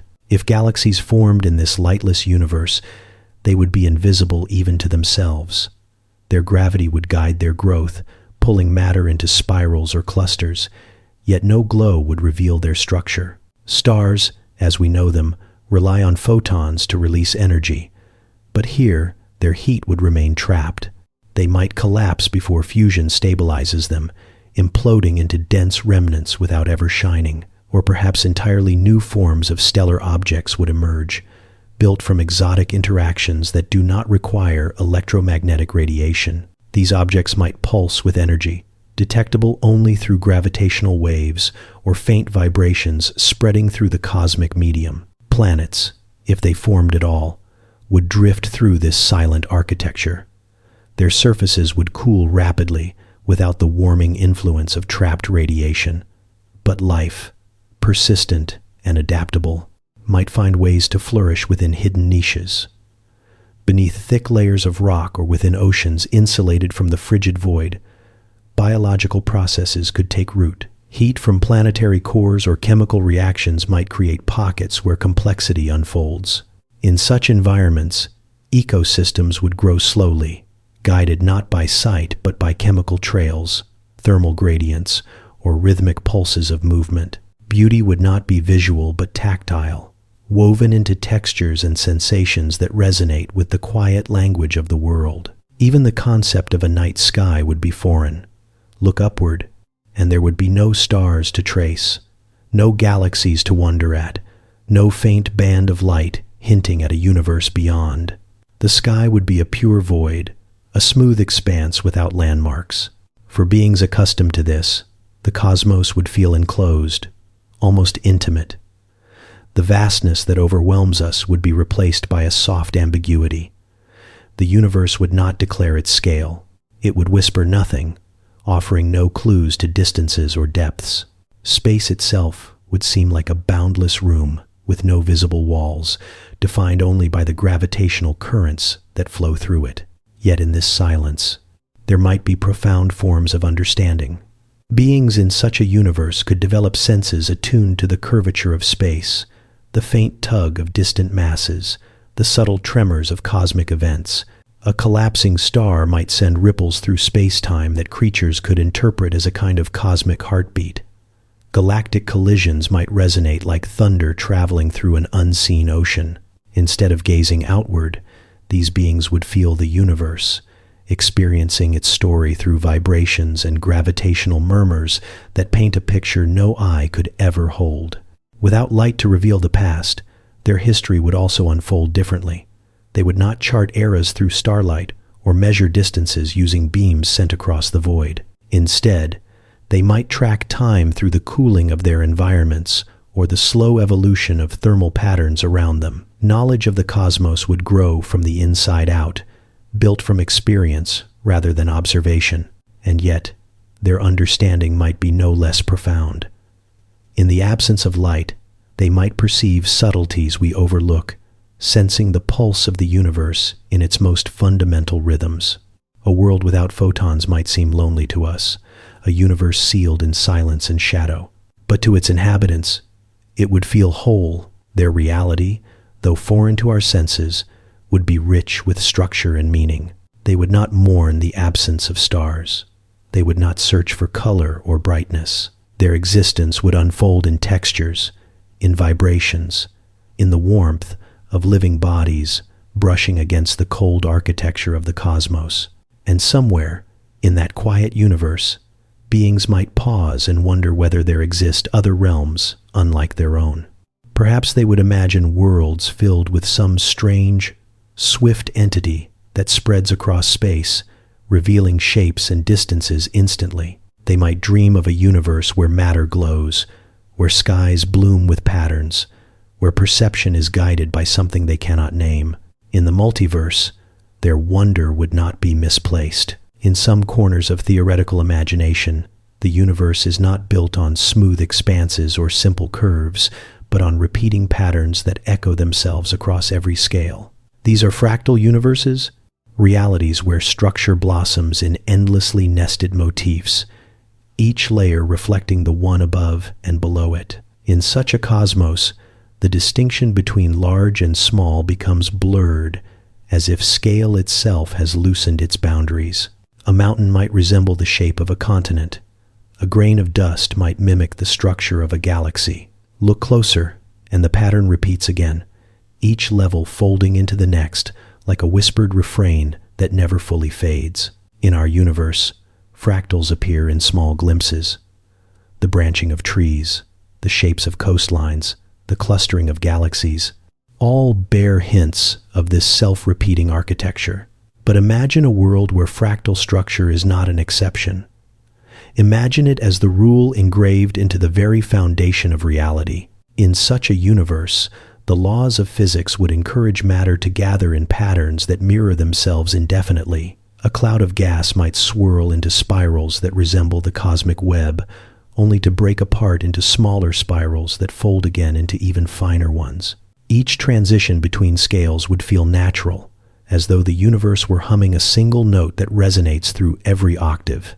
Travelers in this reality would find their sense of proportion shifting in subtle ways. A mountain range viewed from a distance might seem familiar, until a closer inspection reveals smaller ridges shaped in nearly identical contours. Step down further, study the rock at your feet, and those same patterns would appear again in miniature. It would be difficult to know whether you were looking at the blueprint of something vast or the shadow of something tiny. Distance and size would become relative rather than absolute.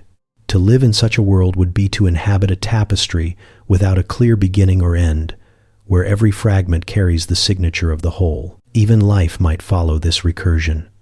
Creatures could grow in spiraled forms that repeat in their limbs, in their organs, in the arrangement of their cells. Their internal structures might mirror the environments around them, as if the universe is determined to fold its geometry into every living thing. A species might carry within its body a map of its planet, not symbolically but literally, encoded in alternating layers of growth that reflect geological rhythms. To these beings, learning about the world might involve studying themselves, because the two would not be fully separate concepts. In a fractal universe, time might also behave differently. If the fabric of space carries repeating patterns, perhaps time does as well. Moments could ripple in rhythms that stretch or compress, depending on the scale. Large events might mirror smaller ones, not through coincidence but through necessity. A cosmic collision could reflect the structure of an atomic interaction, unfolding with the same mathematical cadence at a vastly different scale. Histories might loop in ways that feel familiar, as though the universe keeps returning to themes it finds pleasing. This recursive nature could extend into the forces that shape matter.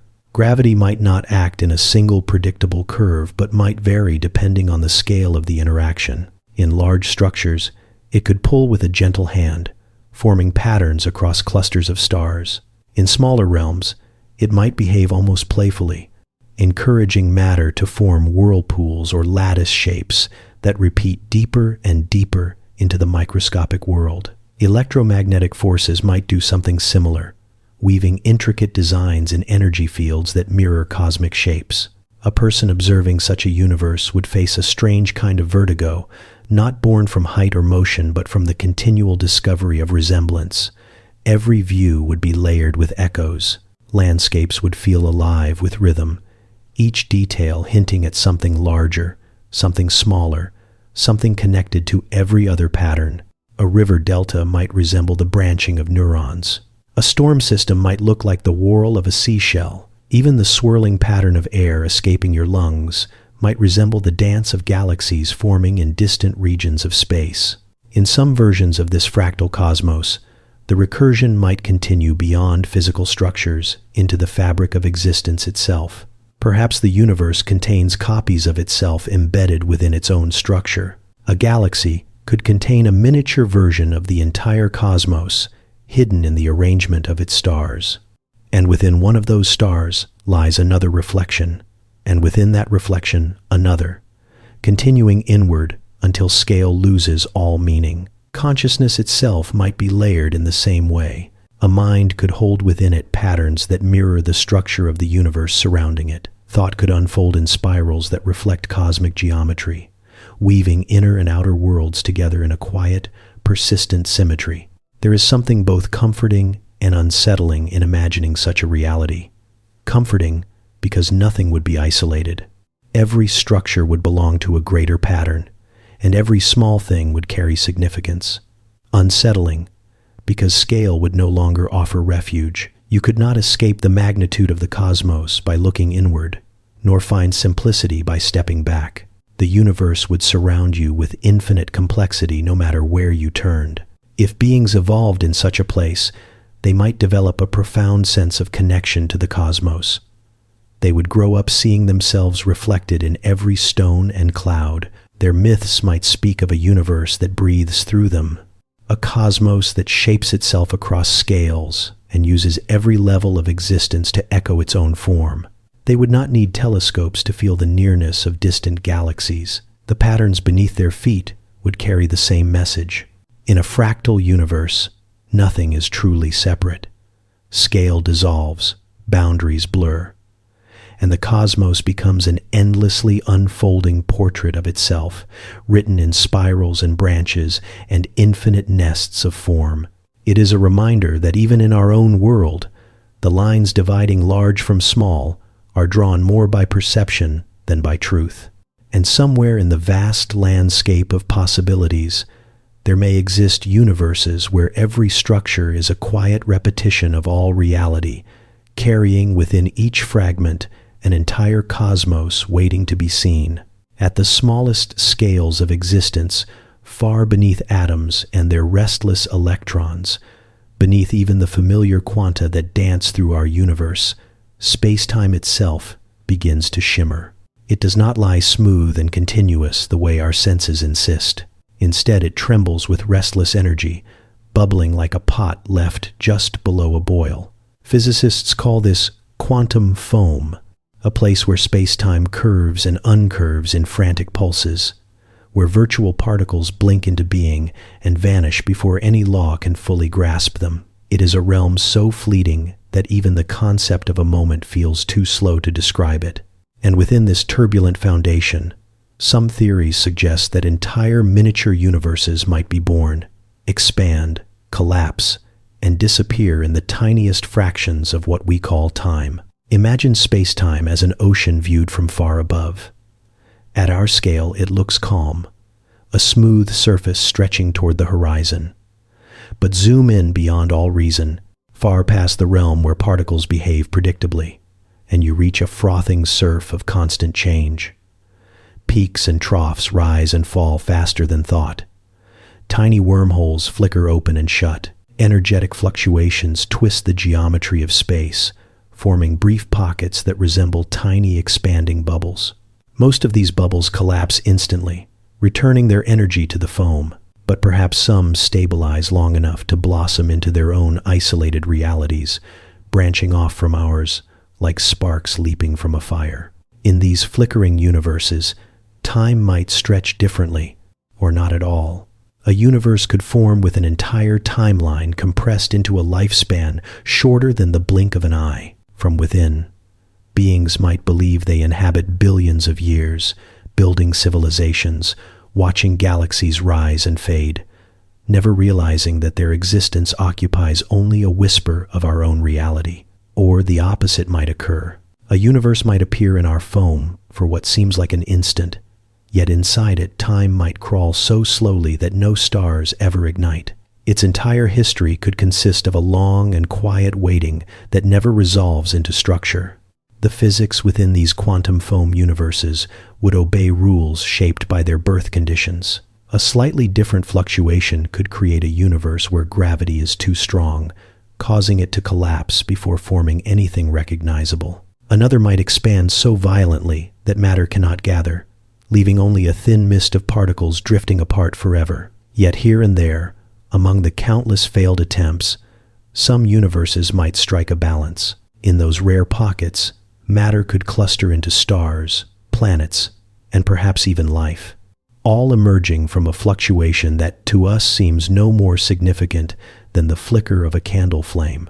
What makes these possibilities so haunting is the scale at which they occur. Our universe, immense as it feels, could itself be one such bubble, born from a fluctuation in a deeper quantum foam, belonging to a reality far beyond our comprehension. The Big Bang might have been nothing more than a moment of stability in that roiling sea, a fluctuation that survived long enough to inflate into a cosmos containing galaxies, matter, and the strange gift of consciousness. If so, then our entire history, from the birth of stars to the rise of intelligence, might trace back to an almost accidental moment, a brief pause in the endless tremble of something far vaster. Inside the foam, these fleeting universes appear and vanish without ceremony. They do not burst, they do not fade, they simply cease. Their geometry folds inward, their particles dissolve, and whatever histories they contain collapse into silence. There is no tragedy in their ending because time itself may not persist long enough for tragedy to hold meaning. From the perspective of the foam, these universes are nothing more than fluctuations of energy following the rhythms of uncertainty. Yet from within, if awareness exists, every moment would feel as real as our own. Some theorists even wonder whether quantum foam could host universes that never expand enough to feel three-dimensional. These cavities of space-time might form tiny loops where only one spatial direction exists, or they might be geometries so alien that our language cannot describe them. Creatures arising within such realms, if they could arise at all, would perceive existence in ways we cannot imagine. For them, movement might feel like folding. Thought might feel like shifting across dimensions we do not experience, and their entire universe might be smaller than a grain of dust in ours. Other universes might flicker with rules that change rapidly, never settling into stable forces. Particles might gain mass briefly, then lose it. Light, if it exists in those realms, might travel in unpredictable paths, bending or halting as the underlying geometry fluctuates. Such universes would be too unstable to build lasting structures. Yet for the brief instance they exist, they would still be entire realities playing out the consequences of their physics. And then there is the possibility that some of these baby universes escape the foam entirely. If inflation occurs inside one of these bubbles, it could stretch itself away from its birthplace, severing its ties to the foam and expanding independently, sealed off by space that grows faster than any signal can cross. From that moment on, the new universe is alone. It will never know the place it came from, nor the foam that gave it form. It becomes a solitary cosmos, governed by its newborn laws, unaware that it was ever part of something larger. Our own universe may be one such wanderer. The thought brings with it a quiet humility. We imagine ourselves at the center of a vast cosmos. Yet the true scale of existence might lie not in the galaxies we observe, but in the quantum depths we cannot reach. Inside that foam, universes blossom like ephemeral blossoms on a cosmic tide, each one containing possibilities that live and vanish without ever being seen. Their stories, if they have stories, unfold in utter secrecy. Yet despite their brevity, these quantum-born universes matter. They show that creation does not require intention or design. It can arise naturally from the trembling of space-time, from fluctuations that obey the quiet mathematics beneath existence. The multiverse, if shaped by such foam, becomes an infinite field of attempts, each universe a brief experiment in what reality might be. And somewhere among those countless flickers, a few grow large enough, stable enough, intricate enough to ask where they came from. In our universe, consciousness feels like a quiet passenger within the machinery of physics. Neurons fire, Signals ripple through the brain, and awareness rises like a shimmer atop the deeper currents of matter.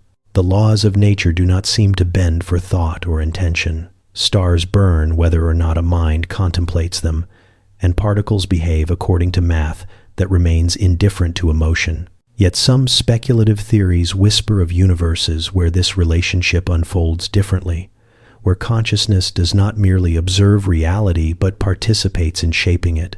In those realms, the boundary between mind and matter blurs, and the presence of awareness becomes a force woven into the architecture of existence itself. Imagine a universe where the act of observation genuinely alters not just the state of particles, as in our quantum experiments, but the broader laws that guide them. In such a world, consciousness might act like a tuning mechanism. The more minds that focus on a specific pattern, the more reality bends toward that pattern. Perhaps stars burn a little brighter when watched. Perhaps matter stabilizes when understood.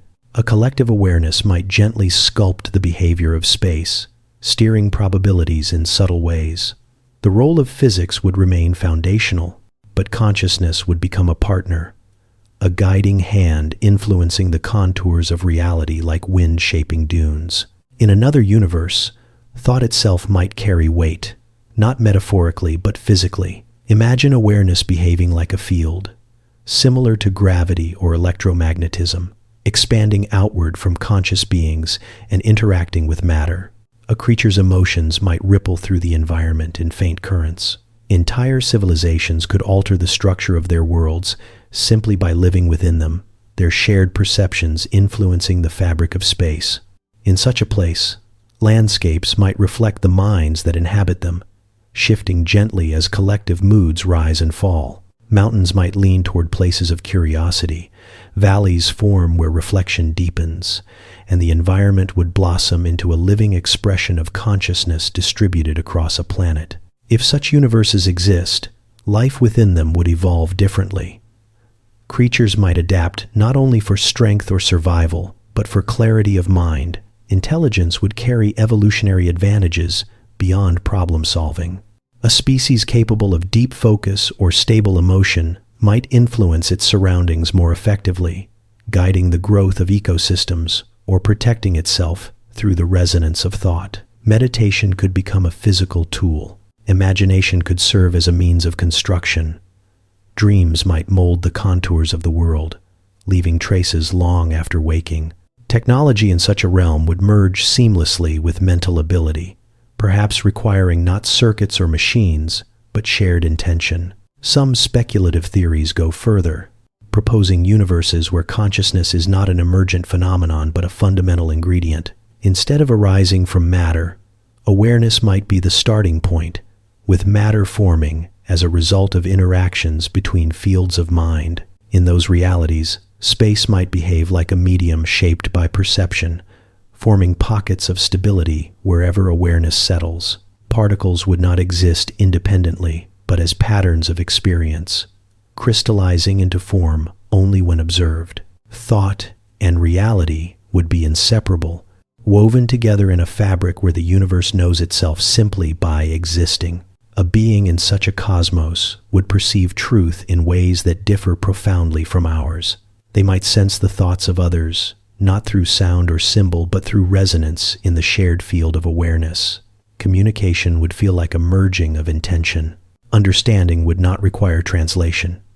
Entire communities could align their minds into structures that act like engines, shifting the behavior of space around them. Travel might involve collapsing distances through collective focus, folding regions of reality together through perfectly synchronized intent. There may also be universes where consciousness does not shape large-scale physics but influences the tiniest probabilities. In those worlds, awareness might nudge quantum outcomes, tilting the dice of chance enough to accumulate noticeable effects over time. A thought directed toward healing might shift molecular events toward stability. A moment of fear might increase the likelihood of certain patterns unfolding. Reality would not be deterministic nor entirely random, but gently influenced by the presence of minds within it. Life would grow to understand these patterns, weaving intention into its survival strategies. Consider a civilization emerging in such a universe.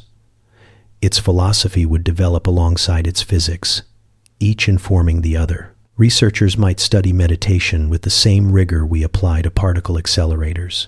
Schools could teach emotional balance as essential knowledge for navigating physics. Machines might amplify thought rather than electricity, enabling individuals to shape environments through controlled mental focus. In this world, science and introspection would converge naturally, their boundaries fading as understanding deepens. Yet these universes would not be without challenges. If consciousness influences reality, then conflict could become dangerously potent. Unfocused minds might distort local physics. Collective fear could destabilize environments. Civilizations would need to learn harmony, not just as a moral ideal, but as a practical requirement for survival. Entire cultures might rise around the cultivation of stable thought, understanding that emotional turbulence can ripple outward into the structure of their world. Some universes might take this interplay even further. Consciousness could serve as the engine driving cosmic evolution. As life becomes more aware, the universe itself might transform, unlocking new physical laws. As collective intelligence deepens, early epochs would follow simple rules. But as consciousness spreads and matures, the cosmos might blossom into new dimensions or new forms of matter. Reality would grow in tandem with its observers, unfolding like a flower responding to sunlight. In our own universe, these ideas remain speculative, shadowed by the limitations of our tools and understanding. Consciousness feels elusive, difficult to measure, and harder to define, but even the faintest hint that awareness might interact with the physical world beyond simple observation invites us to wonder what lies beyond our version of physics. Perhaps in some distant corner of the multiverse, beings awaken in worlds where their thoughts shape mountains, where their emotions stir the air, and where the very laws of nature lean gently toward the minds that witness them. If such realities exist, they remind us that the boundary between observer and universe is not as firm as it appears, and somewhere, in the vast expanse of possibilities, consciousness may be more than a passenger on the cosmic journey. It may be one of the engines that drives it. In the quiet thought of parallel Earths, there is always a strange mix of familiarity and disquiet, as if you are remembering a dream you never lived. These worlds unfold like reflections caught in ripples, similar at first glance but altered by small disturbances whose consequences echo across centuries. To imagine them is to walk through a corridor of mirrors, where each pane holds a version of home, shaped by choices, coincidences, and forgotten moments of chance. The ground beneath your feet feels the same. The air moves with the same soft weight, yet everything leans slightly toward a different story. These Earths remind us how delicate the weave of reality is, balanced on tiny decisions whose significance we rarely notice. Picture one such Earth, where the continents rest in unfamiliar positions, not fully foreign but gently out of place. A coastline curves where yours runs straight. A mountain range rises where your world has only quiet plains. Tectonic plates drift by fractions, guided by the same planetary interior, but set on new paths through deep time. Oceans swirl differently, their currents feeding storms in regions that should be calm. Civilization grows around altered coasts, cities shaped by different winds, harbors formed from new contours of land. The maps look familiar, but only in the way a remembered face looks familiar when glimpsed through fog. In another world, history bends with an almost invisible pressure, shifting the events that define centuries. A storm that never arrives allows crops to thrive where famine once ruled. A single individual lives a year longer and influences a generation of thinkers who would otherwise remain scattered. An invention arrives early or late, changing the rise of empires. These worlds do not feel exotic at first. Streets hum with conversation, children laugh, people work and dream. But the tone of society hums in a different key. Customs develop from altered origins. Beliefs evolve in divergent patterns. Even the stories people tell at night reflect unfamiliar morals, shaped by centuries of alternate motion. Some parallel Earths carry deeper changes.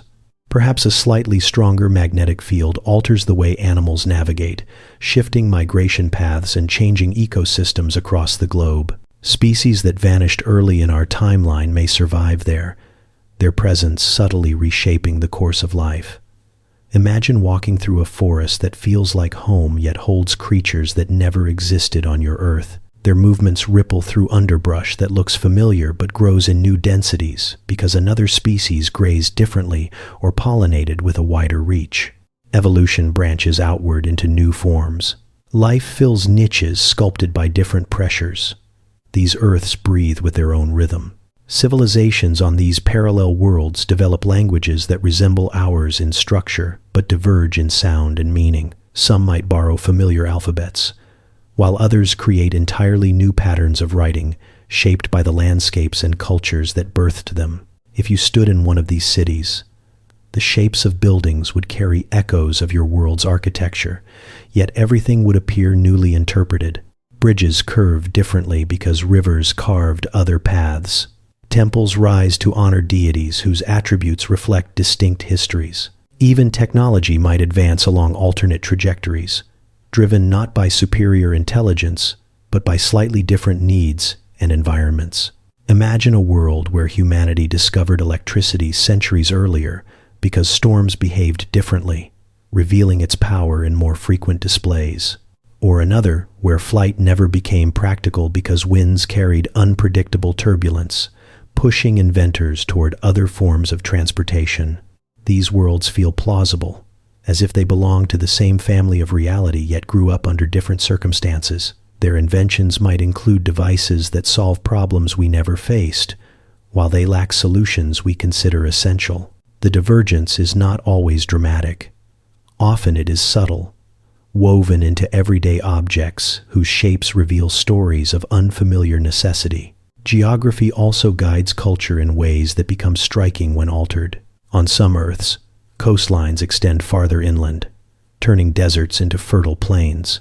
Civilizations rise in places that on our Earth remain empty.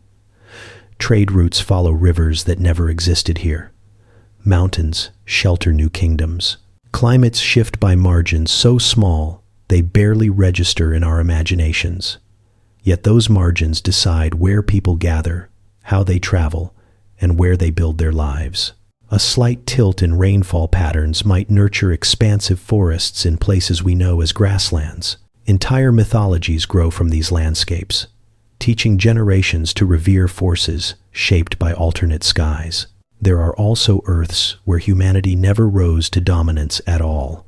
Perhaps another species, given a small evolutionary advantage, developed social structures and intelligence that surpass our own. They might build their own civilizations, raising cities shaped by senses we cannot fully imagine. Their architecture could be influenced by sight beyond our color range or hearing that perceives frequencies we cannot detect. In their world, history records events we never experienced, shaped by evolutionary pressures foreign to our lineage.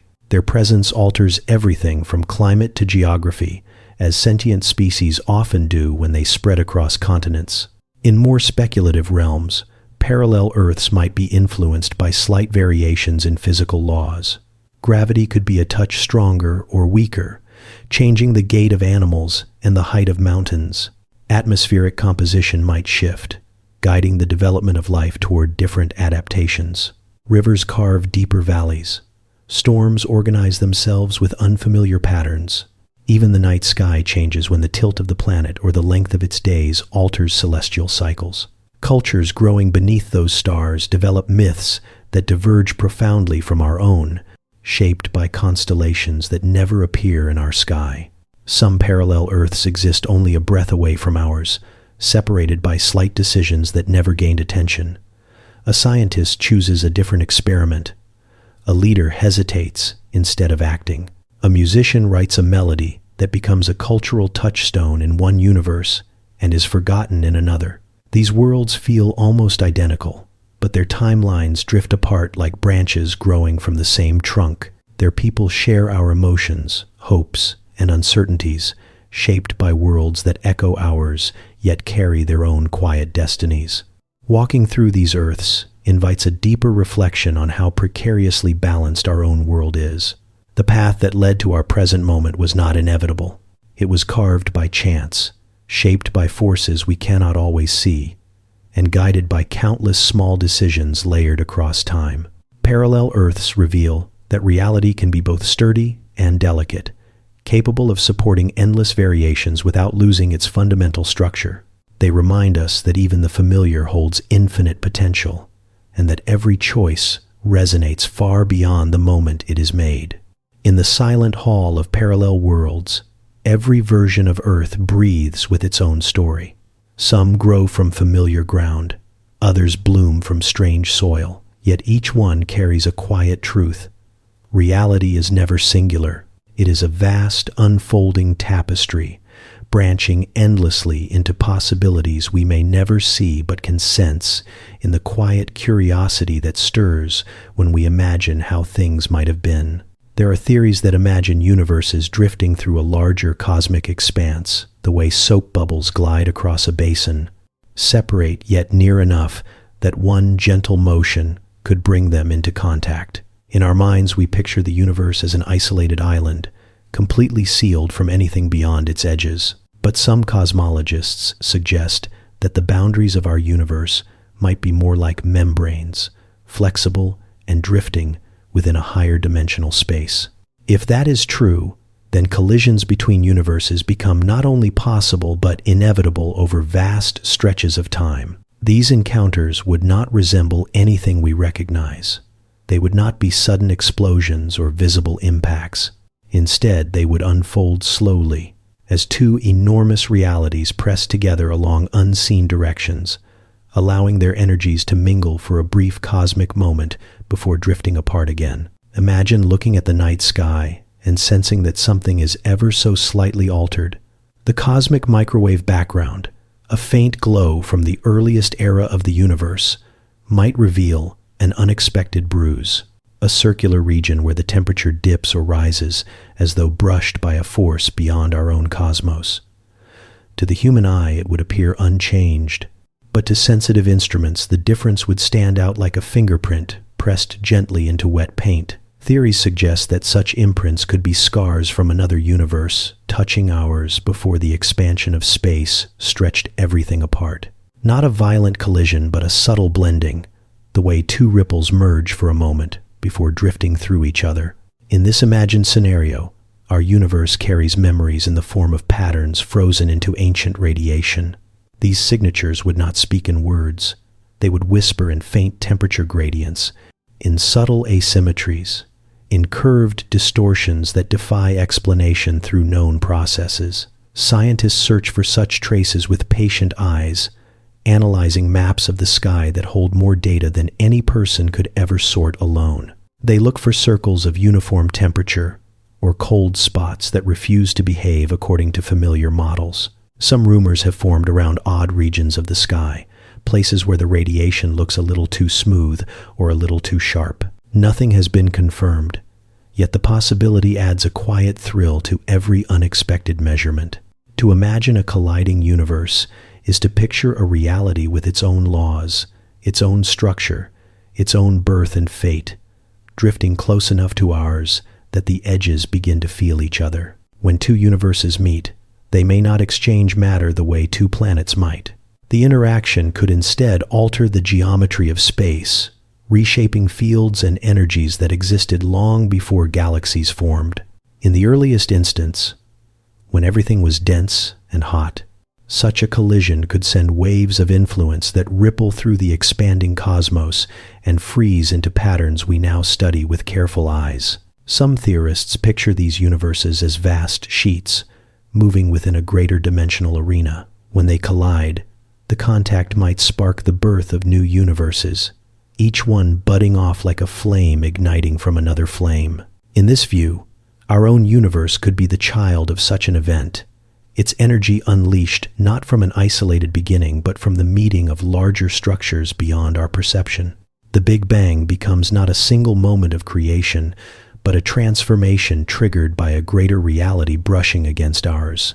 If such collisions occur in the distant future, the effects might be dramatic or gentle, depending on how realities approach each other.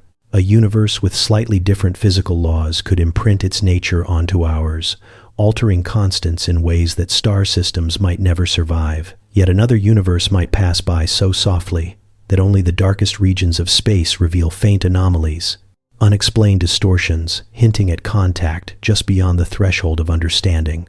The vast majority of stars and galaxies might never notice. Life could continue unaware, sheltered in pockets of stability, while cosmologists debate faint clues found in radiation maps. To imagine these encounters is to consider scale beyond scale. Universes that contain countless galaxies drift through a space far larger than the scenes they hold. Their collisions occur not within time as we know it, but within epochs that stretch beyond any familiar measure. The meeting of two universes might last longer than the lifespan of every star in our sky, unfolding so slowly that nothing within them feels the motion directly, yet the imprint remains for those who know how to look. Some models predict that such collisions could create circular patterns in the sky, or regions where the distribution of galaxies subtly shifts. Others suggest that gravitational waves might carry echoes from these events, traveling across the boundaries of universes like faint tremors passing through stone. These waves would be incredibly weak, drowned beneath the familiar sources of cosmic noise. But somewhere in that hidden background might lie a signal from a neighbor universe brushing against ours in a time before planets formed. It is humbling to imagine that our universe might not be alone, that everything we know floats within a larger landscape filled with other realms born from different beginnings. Each one follows its own path, expanding and cooling, forming stars and galaxies, or perhaps failing to form them at all. They drift like lanterns on a completely dark lake, their motions influenced by currents we cannot name. Every so often, two might drift close enough that their edges glow from the encounter, leaving quiet marks that only the most patient observers can detect. For now, we do not know whether any of this is true. The evidence remains uncertain, scattered across measurements that can be interpreted in many ways. But the idea endures because it offers a broader story of reality, one where our universe is not a solitary creation, but part of a greater community of cosmic possibilities. If collisions do happen, then somewhere beyond our view exist universes that have touched ours, leaving gentle scars across the sky that glow faintly in the cold background of space.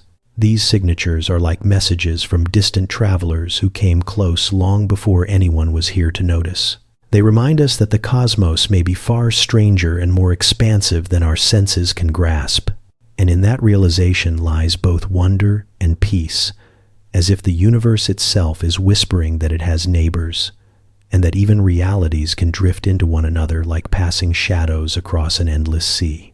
In some theories, universes are not singular events but phases in an endless rhythm, rising and falling with a cadence that stretches beyond any scale we can comprehend. Instead of imagining a lone cosmos expanding into the dark, these models picture a vast sequence of worlds, each one born from the ashes of the last, each one carrying faint echoes of what came before. A cyclic multiverse is not a straight line with a beginning and an end, but a great breathing motion, inhaling creation and exhaling collapse. In this view, the Big Bang is not a solitary spark, but a heartbeat, one pulse in an eternal series.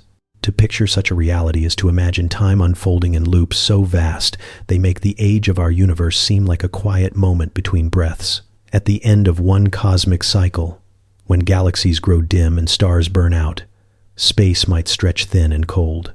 Everything becomes quiet as matter drifts into isolation, and entropy rises until the fabric of the universe feels tired, almost weightless.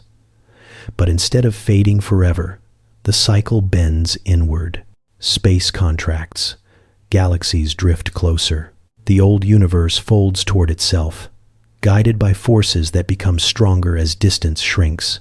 In that final approach, everything that once stretched apart begins to gather, as if returning home after an impossibly long journey. Then, in a moment of extraordinary density and heat, the cycle begins again. A new expansion erupts from the remains of the old. Though the word remains is not quite right, nothing familiar survives the transition, Yet the memory of the previous universe may linger in subtle ways. Some theorists suggest that tiny imprints, faint directional preferences, or slight asymmetries in the cosmic background radiation could be whispers from universes that existed before ours. Not clear stories, not preserved structures, but gentle hints that our cosmos is not the first to unfold this way. The patterns we see were shaped by events older than our own time, ripples left from a universe that collapsed long before our galaxies formed.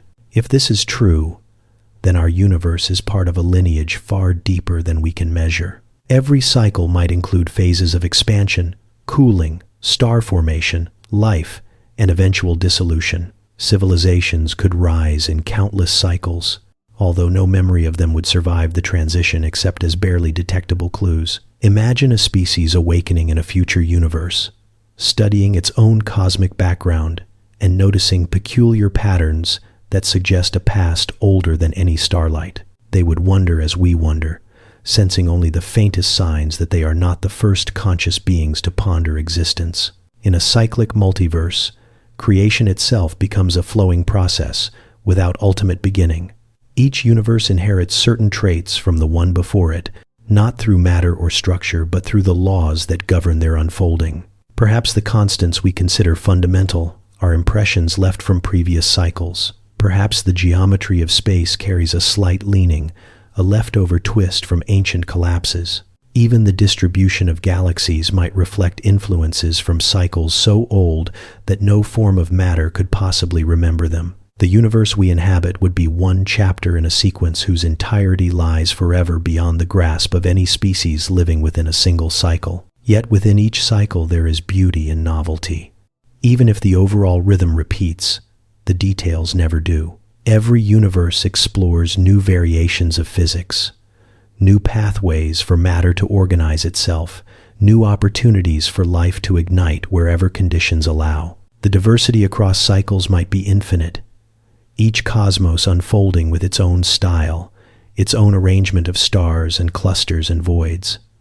Some cycles may produce universes too simple for life or structure. Others might generate worlds filled with unexpected richness. Across this endless procession, the multiverse experiments quietly, not seeking perfection but exploring every avenue the laws of reality can accommodate. The concept of cyclic universes gives a strange comfort. It suggests that endings are not final, that even the heat death of a universe is merely a turning point in a longer story. Stars may fade and galaxies may drift apart, but the cosmos as a whole continues beyond that silence.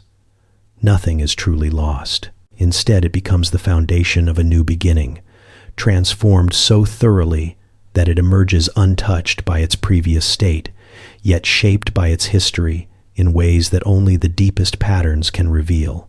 To imagine standing in such a universe near the end of its cycle is to picture a sky with fewer stars. The night grows quieter as familiar lights disappear.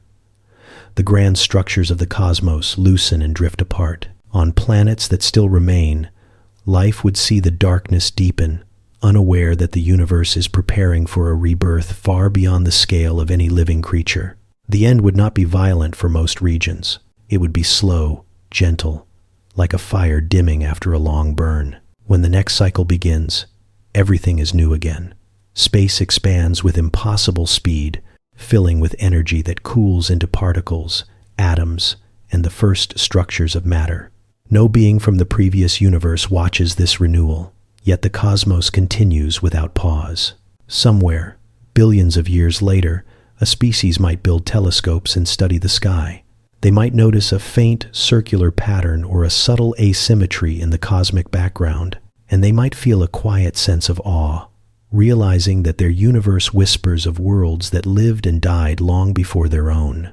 A cyclic multiverse stretches our understanding of history beyond anything the human mind evolved to grasp. It replaces the idea of a single beginning with an eternal process, one that flows forward without destination.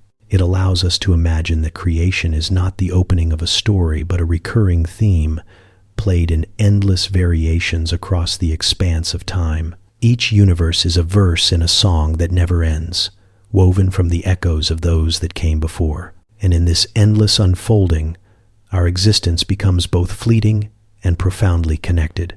We are not the first spark of awareness, and not the last. We are part of a sequence so vast that even imagination struggles to follow its arc. Yet we contribute our quiet moment to its rhythm simply by being here, wondering and listening to the faint patterns written across the sky.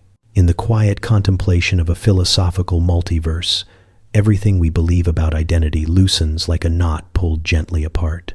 The self, which feels so singular and contained, begins to look more like one thread woven through a vast tapestry of possibilities. If countless worlds exist, then countless versions of you exist as well, each shaped by paths you did not take, choices you never made, and accidents of fate that never arrived. The idea is unsettling at first, like turning a familiar object in your hand and discovering new angles that were always there yet never noticed. But as the concept settles, it becomes something softer, something that invites you to imagine your life not as a single line, but as part of a great branching river. In one world, you made a different decision, something small, barely memorable. You left home a moment later. You spoke to a stranger. You followed or ignored a quiet instinct. Each moment shifts reality by the smallest margin, but those margins accumulate, widening until the version of you that emerges is both utterly familiar and quietly changed. They carry the same memories until the paths diverge, and then their experiences, shaped by alternate rivers of events, become their own. They are not imposters or shadows. They are simply other expressions of the same beginning, growing into themselves along different terrain. If this is true, then identity becomes something fluid. You are not a single self, but a family of selves spread across possibilities, all of you equally real, each living out a different echo of the same potential. The person you are now is one note in a larger chord. The harmony exists whether or not you hear it. And yet your own life still feels singular because you inhabit only one branch, one perspective, one narrow corridor of experience that feels absolute from within. Meaning takes shape in the life you live, even if other versions of you explore other meanings in distant corners of the multiverse. This idea also reframes choice. Every decision becomes both more significant and less burdensome. More significant because each choice shapes not only the future of your world, but the nature of the self you become. Less burdensome because in some other universe, the alternate choice still unfolds, explored by another you who grows from that path. Nothing is entirely lost. Every possibility is lived by someone who began as you. The fear of choosing wrong softens when you picture a multiverse that preserves every route.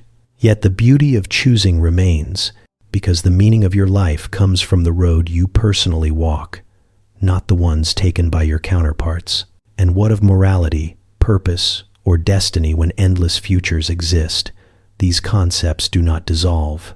Instead, they expand, becoming less like fixed rules and more like landscapes through which each self journeys. Perhaps in one universe you follow a calling that in another you ignore.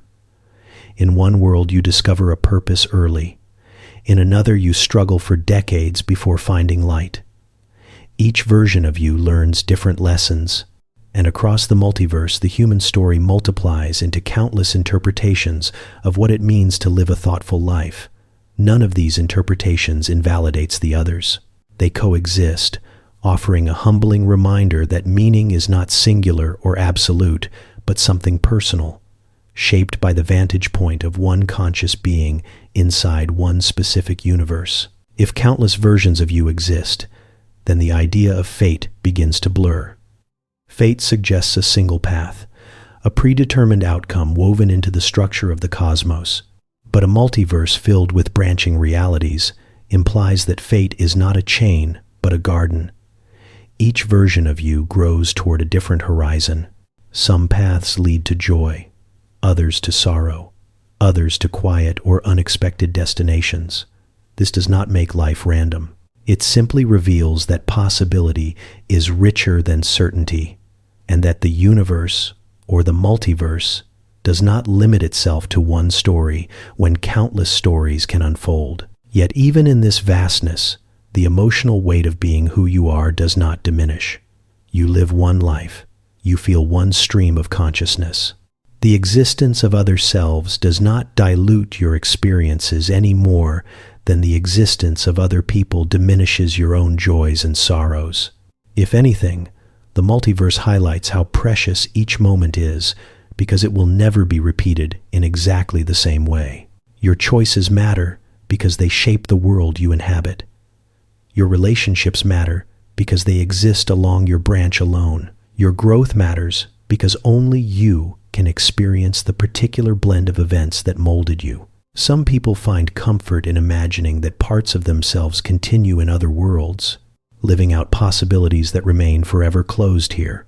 Others find the idea haunting, as if existence becomes too large, too unwieldy to grasp. But perhaps the philosophical multiverse is not meant to reassure or unsettle. Perhaps it is simply a lens that allows us to view life with a sense of openness, understanding that existence can be both deeply personal and part of something far broader. Our universe contains mysteries we struggle to explain. A multiverse, if it exists, magnifies that mystery beyond anything our vocabulary can express.